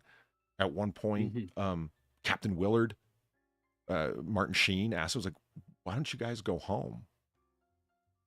And he's like, what do you mean? We are home. He goes, no, to France.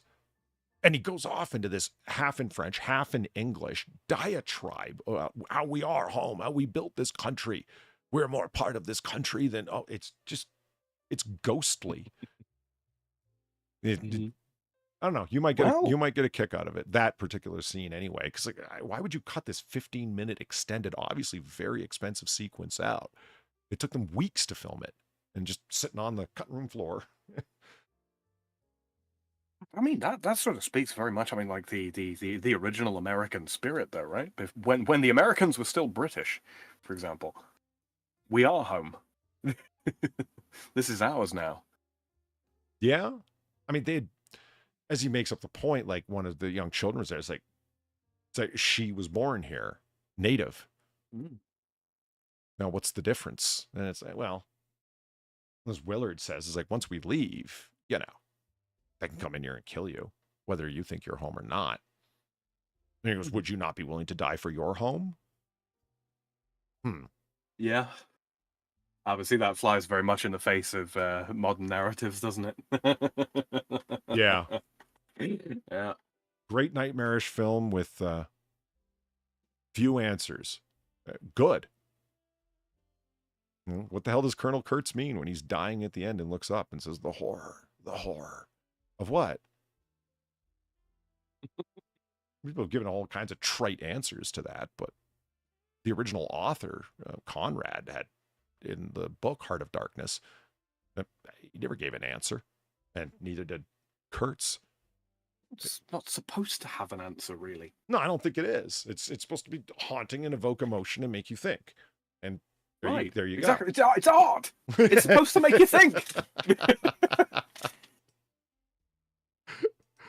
Oh, fuck. Oh, dear. Yeah, I'm looking at the time here and look at something that'll make you think. This will make you think. Oh, Zillow. Yeah, Zillow. Because I came across one that I think is worth it.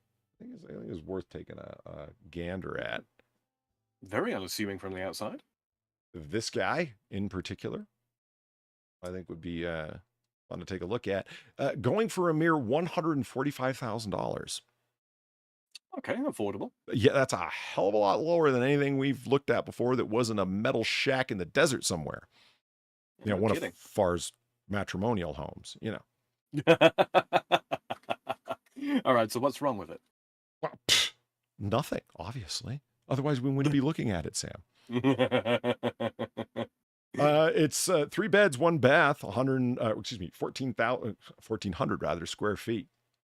Again, 145 grand. It's a quaint little bungalow, isn't it? It is. Central chimney. Oh, yeah. Yeah. Interesting. Go for the widescreen here. This.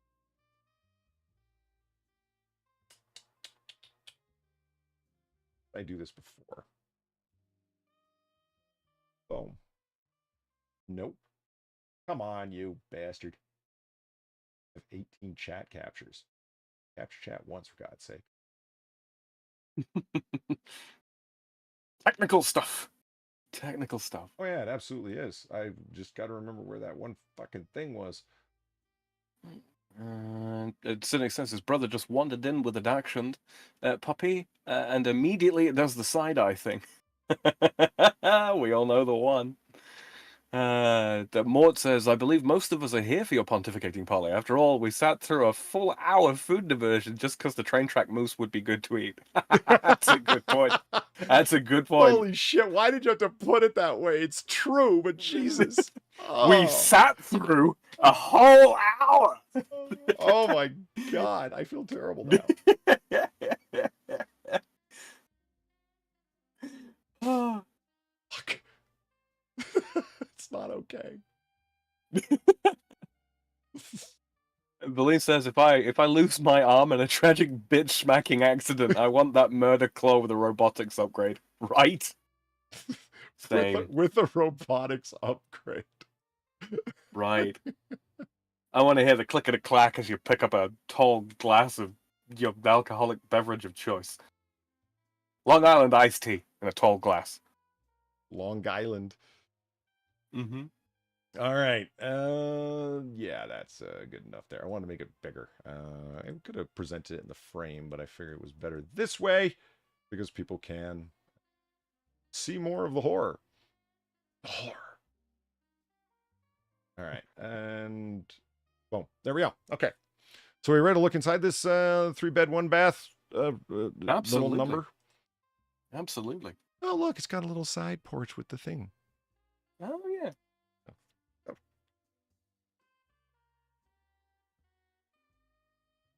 I was wondering what the chimney was for. Like I saw from the side, right? The chimney on the little portico? Or is that what they're called? Yeah, fuck it, let's go with it, Yeah. And again, one of these damn things. It's all rafters and no roof. Oh, yeah. God, there's a word for it, and I've forgotten the word now. Oh. You got me. I was hoping that there was going to be a massive Texas-style barbecue down there, and that's why they needed a separate chimney. But I don't see shit like that. Maybe it's just a little, looks like, frankly, like there's a flowered pot sitting on top of whatever the chimney's connected to. Something tells me this thing doesn't run very often. Heater type thing. Yeah. It's an old-timey stove. Yeah, a little wood burning stove that they're using as a patio heater. Okay, but all right. I just don't get why all the new piping, if you're just going to have a flower sitting on it. Oh, probably city codes or something. Yeah.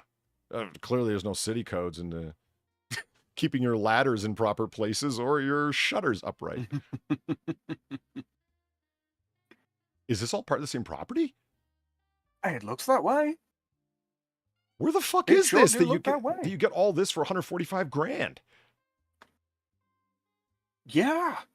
That's a lot of property for 145 grand, man. I mean, off-road parking. I mean, there's presumably enough space to store a car in that garage, and yeah, 2-3 cars worth of parking space off-road. Yeah, that's how many people were murdered here? 30 grand by itself. Yeah, just this little garage thing is fucking 30. See, now that's a porch that I can deal with. You know, you step out in the morning, got your coffee and your cigarette. It's a good time. Wee balcony, yeah, enough space for a couple of chairs. Mm-hmm. I love how it's got, like, you can see a little security sticker. So if you try and, like, Spider-Man your way up there, yeah, they're ready for you. Holy shit. It's not a garage. They made it into a little house. And a little granny flat. Yeah, that's adorable. I love it. This is cool. That's worth 30 grand by itself, cheerfully. Yeah, and this has got to be in an area of the country you can get away with that, where they're not up your ass with endless zoning shit that you can't turn a little side into a granny flat. It's like, no, you can't do that. Why not? You give us money. Oh, then I can do it, huh? Well, yeah. That's a shakedown. No, that's the law. Yep. That's what I said. They got a doggy weather vane. Delightful. I'm glad they bothered to climb up to the roof of the granny flat to take a picture of the doggy weather vane. Oh, that's been done with a drone. Zell will tell you. Oh, yeah, good call. Good call. Mm-hmm. A guest house? A little guest house? Oh, who is that? Oh, son, you win chat tonight. Yep. Oh, comment of the day. Oh, I'm sending that to Far after the show. Yeah, she'll like that the most. Holy fuck. Oh, it's right down here. It's not in the middle of nowhere. How is this place only 145 grand? It's just off this reservoir/lake, whatever. It looks nice. What is wrong with this house?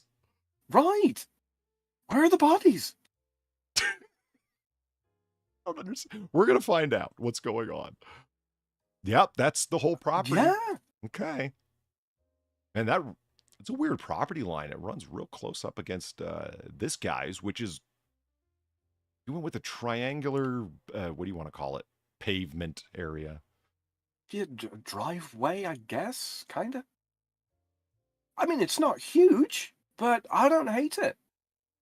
Yeah, look at all the patchwork on the cracked streets. Fuck. Oh, well, yeah. Hey, at least the work's getting done. It's not just all potholes, right? Yep. Yeah. Okay, granny flat. Yeah. No, wait. This is outside the there's the main patio. See the striped chair? Oh, yeah. No, so this is the just inside the main house. Yeah. So this is the front room. The front room extension, because this is the original exterior to the house, this brick wall. Yeah. You just go back. You can. Oh wait, you can see it from the top. Oh yeah. This extension built on right here. Okay, so it's not the front room then. It's the back door, so to speak.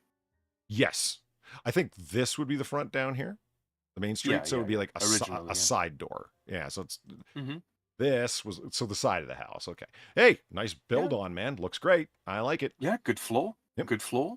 And I'm okay with open rafters as long as they're not ratty, and these certainly aren't. Looks well made. Nice. A gun safe. Yes. Oh, yes. Oh, look at it. Yeah. Oh, talk about a feature piece. I'm warming up to this place pretty quick, man. I'm telling you, this is nice. Yeah. There's something wrong though. We're gonna find it. I like the old school fireplace here. This is great. But lots of pictures from this. But I do like their old timey door. Yeah, nice glasswork. Yeah. All right, other side of the door. Here we are. Yeah. Coming into the kitchen. A little bit mismatched, a little bit cottage, but it is rather quaint cottage, isn't it? Yeah. Do you notice that, like I said, alarm system sticker on the upstairs door? They got modern security systems and intercoms and stuff. It's a weird mixture of this was built in the 40s with. Yeah. Notice that nothing is cracked or fucked up though. Everything's painted and looks good. You might not. Yeah. I mean, I don't like the whatever you want to call it, the flower paintings on all the doors, the cupboard doors. Yeah, it's a little hodgepodge, but it's all nice. That's what, again, yeah. 145 grand waiting for the bodies. Right. Okay. You know, don't hate it. It's a little bit primary school. Yeah. But yeah, it really is. Don't hate it. It looks like somebody's chalk art at a fucking farmer's market produce festival. I think that's pretty much exactly what it is. That does look like blackboard. As in blackboard paint. Yeah. It's nice. No complaint about any of the windows or the surroundings or anything. Again, nothing's broken. No. There's no cracks in the walls. I'm failing to see what the problem is. Oh, wow. It really is like a farmer's market. Look, they're painted like they're in crates. This is... Again, it's just kind of nice. Yeah. Again, I don't like the whole flowery look, but it's been well taken care of and well done. You know? Yeah. It's a simple kitchen, but what the hell couldn't you do in there that you'd want to do? You know? Right. Needs, I mean, there's some of the ceiling work behind the sink needs touching up. But, again. Oh, yeah. Yeah. There are a few mismatched tiles here and there, right? See that? It's been lived in. Yeah. Minor complaint compared to some of the crap we've seen. Cool. Another old school door. And this glass matches the whole glass that filled the other door. That's nice. But your ceilings are starting to get a little weird. Yeah. Is that a map? I can't work it out from here. A map? Yeah. Like an aerial shot of an area. No, it's a painting. I can't work it out. But what of? You know what I find interesting? The view of this tree out of this window looks like this is just a painting. It's like, no, that's a real tree and that's glass. Oh, the Fall of Eve on the wall there as well. Yeah. Yeah. Is it called the Fall of Eve? I can't remember. It's Eve. Even the Serpent might be the proper title. Is this going for a Garden of Eden thing? It sure looks that way. Okay. Again, looks like it's fake out the window, but no, that's really what you see when you look out the window. Yeah. Big old windows. Yeah. Well, when you look at it from this angle, no. When you look from this one, okay, fisheye. I mean height. I mean, like height-wise. Yeah, it is not floor to ceiling quite, but getting there. Okay. Really proud of these paintings.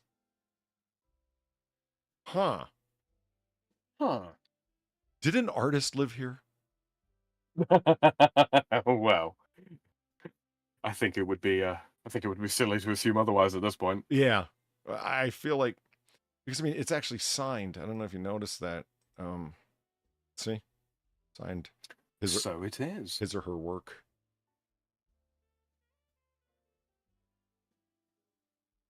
Huh. Is that... Oh, I've seen that somewhere before. Same signature. I have not. I don't know it at all. Oh. Now I'm drawing a blank on the name, but it's not a perfect reproduction of it, but it's, yeah, I've seen that subject before. Eva Green and the Serpent.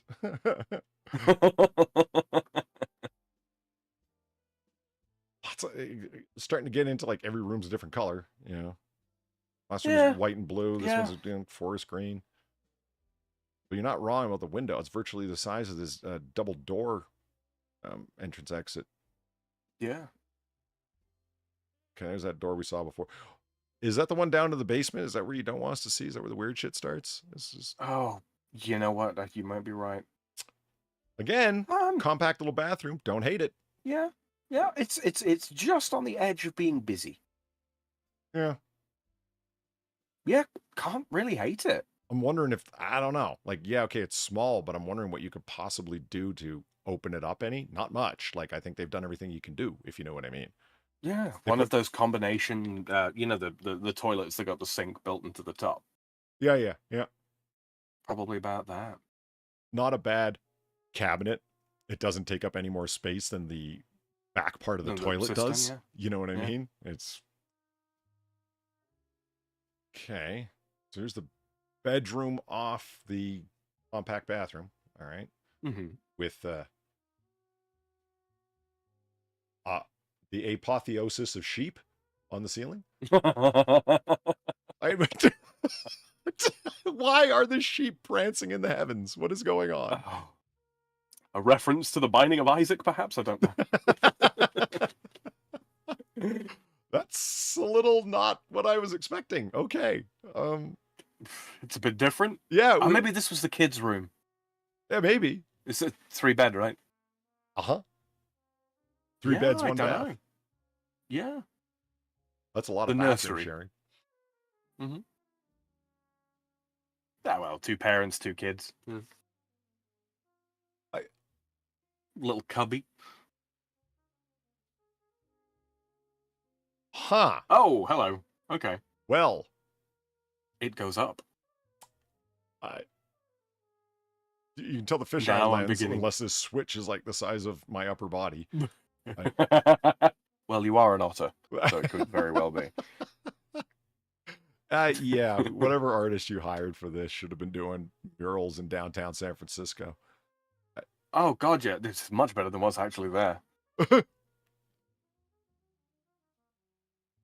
Okay, where the hell are we? Okay. We're in the roof. Okay, I thought these were going down. No, these are going... Okay, obviously going up. I'm sorry. Right. But, yeah, because there's okay, window up there. All right. This has got to be the children's room with the dollhouse, no? Must be. Good use of space. Looks very well lit. There's your chimney stack. Yeah. Wait a minute. It's the there's the balcony. Yeah, the children's room gets the balcony? Fuck that noise. No, it's got a double bed in here, so no, perhaps this is the master bed. Or what they consider the master bed. With a dollhouse in it? Well, presumably they would have had the kids up there, right? See, I don't think kids. I think lonely single artist woman. Possibly. A lot of bedrooms. Or maybe a troupe of artists living together. Why has that donkey got a smirk? Yeah, I saw the smiling donkey. Do you notice this statue here? Oh, yeah. Is it a statue? I thought it was a painting. A lot of shadow in there for... I think that's a statue in a crevice. It looks like it's behind this curtain. Maybe it is a painting. I don't know. Yeah, everything else seems to be a painting up here, so it probably is. Yeah. No, it's relatively... Well, yeah, it is a painting. Yeah, it's well faked, though. If you will. It's a lot of vaguely Italian style in terms of paintings. In terms of like fake the eye paintings, whatever they call it. Yeah, that kind of thing, yeah. Well, maybe Viennese. What the hell is this little hole for originally, do you think? That they've made like a little closet out of? I don't know. Probably just an aperture that they've boxed in. I mean, it's being used as a wardrobe, right? Yeah. Yeah. There's a little cabinet in there and then a bar across for hanging hangers on. That is a good use of that space. It's not too low for a bed that it works. But like you said, good use of space, although I'm not such a fan of all of that. See, I wouldn't want to wake up to this person carrying their produce in their apron. I don't know. And this is the last picture in the lot. Looking back out from the Really? bed. Yeah. Hey, 145 grand, I'd buy it. Yeah, there's owls and birds flying. I would 145 grand. What is the problem? Nothing was explained. And it was sold in July for 145 fucking grand, and it was only estimated to go for 130. It's in Akron, Ohio. What is going on? What? Akron is nowhere near the middle of nowhere. When you said Akron, I thought you were saying Acheron. I was like, no, that's literally nowhere. I mean, it's not the best town. Like I'm sorry, Chad. Normally I've got something funny to say, but I just can't really. Can't really fault this at all. Yeah, maybe someone who's an Ohio resident would be able to say, like, I don't know, maybe Akron, like the property values are so low because there's like a murder every other day or something. I don't know. Maybe it's like, well, no, because if it was nothing but old people, then the property values would be presumably higher. All right. I don't know. As we often do, maybe some answers will come out. Let's read their overview description. Art is the distilled essence of the human soul. Oh, fuck off. Oh, well, there we go. There's the negative. Some merely sip at the intoxicating brew of creativity. Others merely sate their thirst. But for a few, creativity flows like an unending stream, painting the canvas of our world with strokes of brilliance that endure on the walls of canvases, across wood, stone, upon floors and ceilings. Wow. They wrote this themselves. Yeah. Have you ever heard anyone say purple prose and you didn't know what they meant? That. This. Yep. Fuck. Nestled within the humble confines of a brick-and-mortar Cape Cod dwelling, a man has bestowed a canvas to express the vivid tableau of his soul. With eyes gleaming with mischief and anticipation, he embarked on a quest to infuse this home, already brimming with unique features, with an added dimension of enchantment, whimsy, and the extraordinary. From ivy scaling the exterior walls, its persistent tendrils navigating the weather-worn brick, to a quaint copper awning crowning the entrance, this abode was no stranger to charm. Jesus, Sam. Hollywords. Holy shit, this is overwrought, to say the least.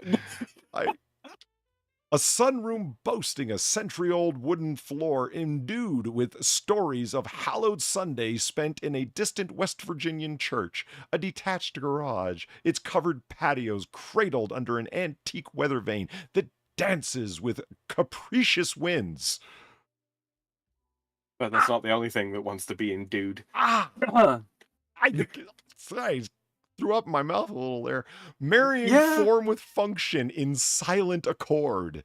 Yet, it was the awe-striking art adorning the walls and ceilings that truly breathed life into the edifice.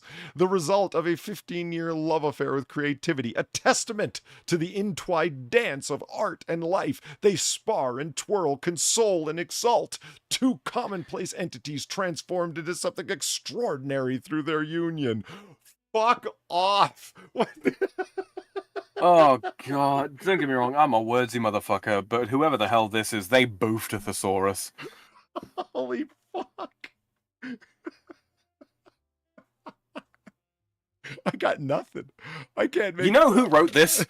Someone with an Englit degree.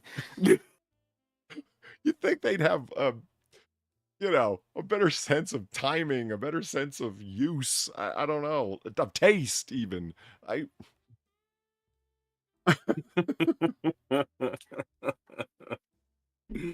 That the first and last, like this is truly a shit sandwich, man. It's wedged art distilled.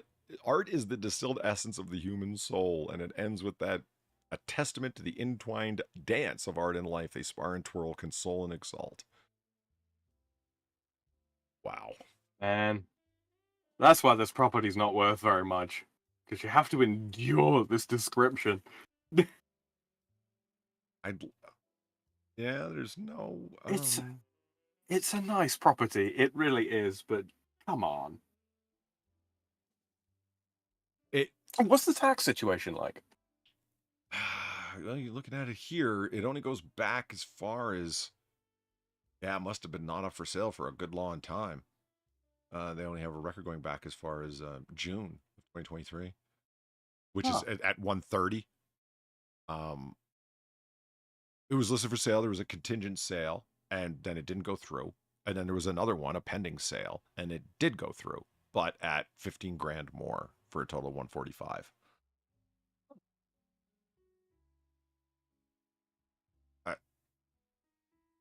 Decent, affordable home in a relatively nondescript and yet not unpleasant area.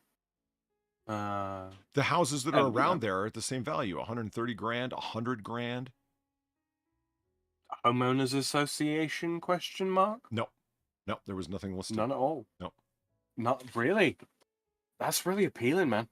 I mean, apart from the fact that it's in Ohio, all of the houses around there are around that value: 93 grand, 100 grand, 110 grand. There's something wrong with Akron, man. I just must not be informed. Right. Hey, something like that. If it was for that, like that size, that money in Texas, oh man, we wouldn't still be talking. I'd be on the phone buying it. You know? Yeah. Well, I'd be on the phone to my bank and be like, "How much money can I borrow from you guys? There's this really nice property overseas, and I must have it. I simply must." I must have No, it. man, it's nice. No, it absolutely is. You're not wrong. Start a family home, something like that. You know, newlywed couple, got a baby on the way. I remember Sinatra Something like that. talking bad about Akron. It's like, you don't want to go down to Akron. And I was like, okay, so I get it. It's a bad side of the town, or the bad side of town, or it's a bad town in general. What? There's no signs of that from the quality of the way this house looks. There's no, metal screens on all the fucking doors and windows and shit because they're expecting gang warfare every night. Right. But there's loads of shit out on the patio thing with the shit. I had the word again and it's gone. Maybe it's nothing to do with the area. Yeah. Oh, perhaps. Car dependence on those shops nearby. Yeah. Maybe it is. That's just it. It's there's not anything wrong with it exactly. It's just that it's a suburb that's way out. So you have to. Could be. Oh, no facilities nearby and all that kind of thing. No schools or what have you. Maybe that's what it comes down to. Like neighborhood details. Okay. Yeah, that's exactly car dependent. Not close. Yeah. I mean. Some transit. Yeah, that's not a good sign. So this must be a neighborhood that's out in the middle of nowhere. Like it's a suburb that's way off. Yeah. I mean, hell. I live rural as is. I mean, you know. I don't have close neighbors. So yeah, no, that'd be fine for me. Yeah, like I say, Cynic says they have a bike, lazy fox. It's like, yeah, but it's only somewhat bikeable. It's meaning, yeah, you don't want to try biking around here. Get ganked for your bike. Car dependent means lower crime. Pergola, that's the word. For the wooden structure with the beams and the pergola. Oh, sorry, this is bugging me. I said pergola. Yeah? Yeah. Did you? Yeah, you just didn't recognize my correct pronunciation. I didn't hear it. It's fine. I was too busy looking for the faults of the property, Polly. Yeah, I'm sorry, chat. Like I say, no, normally I've got something funny to say, but that's just, yeah. It's For just want of nice. a better option, I'm going to have to guess that it's something to do with Akron. And I know you guys said, well, it's probably nothing to do with the city, but I don't know anything about Akron. For all I know, I don't know anything else that I see a problem there. Like, I didn't see any cracks in it. I didn't see any. It doesn't have electrical, like stuff, places that didn't have functioning inside plumbing nor electrical sold for way more than that. So because the property was worth more. I'm like, okay. And it was way out too. Like the old high school. Remember that one? Like that place was a disaster zone. Just to get it up to code would have cost you a couple of million. The place was going for like 6 million. Something like that. It didn't even have functioning electricity in it. There were all those portable generators all over. Yeah. I don't know. Oh, that was one of those things that you do buy as a project, and you turn that around. You don't keep a hold of that. No, I would imagine those were one of the things that you would buy only if you had government subsidy doing it, that it was in tandem with bottomless pocketed government, meaning taxpayer money. Yeah. Well, you buy it and refit it to for the academy that you're opening. Yeah, exactly. LeBron James. Exactly. And who gives a fuck if any of the students actually make it through? Who cares? You're just trying to look like a pillar of the community, for God's sake. Looking at you, LeBron. More like a pillock of the community. Anyway. Yeah. That's going to wrap it up here. We don't want to do a terribly long one tonight. We do want to thank you guys for coming by on an off night because we couldn't get one done last night. So we appreciate you certainly being here tonight. And that does bring us here. The last call at Noir Bar, live from the Chase District in Noir City. And I would like to thank Sam for coming out tonight to keep me company at the bar for our own little brand of 1940 booze-fueled banter. Sam, it's always a pleasure. Absolutely, mate. No worries. Yeah, excited. It helps cap off my week, The only thing we'll be missing is the Far Noir Bar doodles, which are absolutely the triumph of the evening for me. And we do miss Far, but she will be back next time, of course, because she's like furniture, and she'll come back to get her juice boxes if nothing else. Absolutely. And finally, I'd like to thank all the very generous people who tip the bartender. That's me. Because that's how we keep the cops paid off, especially because we're hanging out in the room with a window when they can just walk by and look in and see that we're, open way the fuck after hours. But, that's why we got to pay them what we do. And, logs for the fire and wax for the candles and whatnot. So, yeah, that's how we keep the bar alive. We appreciate it. You can see all of our socials below. By all means, if you're listening in the future, leave a comment. I get a chance to read them all and respond to most, and always look forward to it. You guys kill me with some of the stuff you say in comments. I actually do enjoy reading through them. Yeah, that's always a little humor. So any final thoughts, Sam? Oh, not much. Look out for it for us next week. Yeah, when we'll be back to a normal schedule. When Far will be back with her doodles and all that kind of thing. If you haven't already, please consider dropping a like on the video, on the stream, on the way out. Helps us out greatly in the algorithm. Thanks very much. Kidding. Because nothing else does, damn it. Fucking YouTube. True. All right. Have a good night, everybody. And as we always say about this time, you don't got to go home, but you got to get the hell out of here. Have a good night, all. Ciao.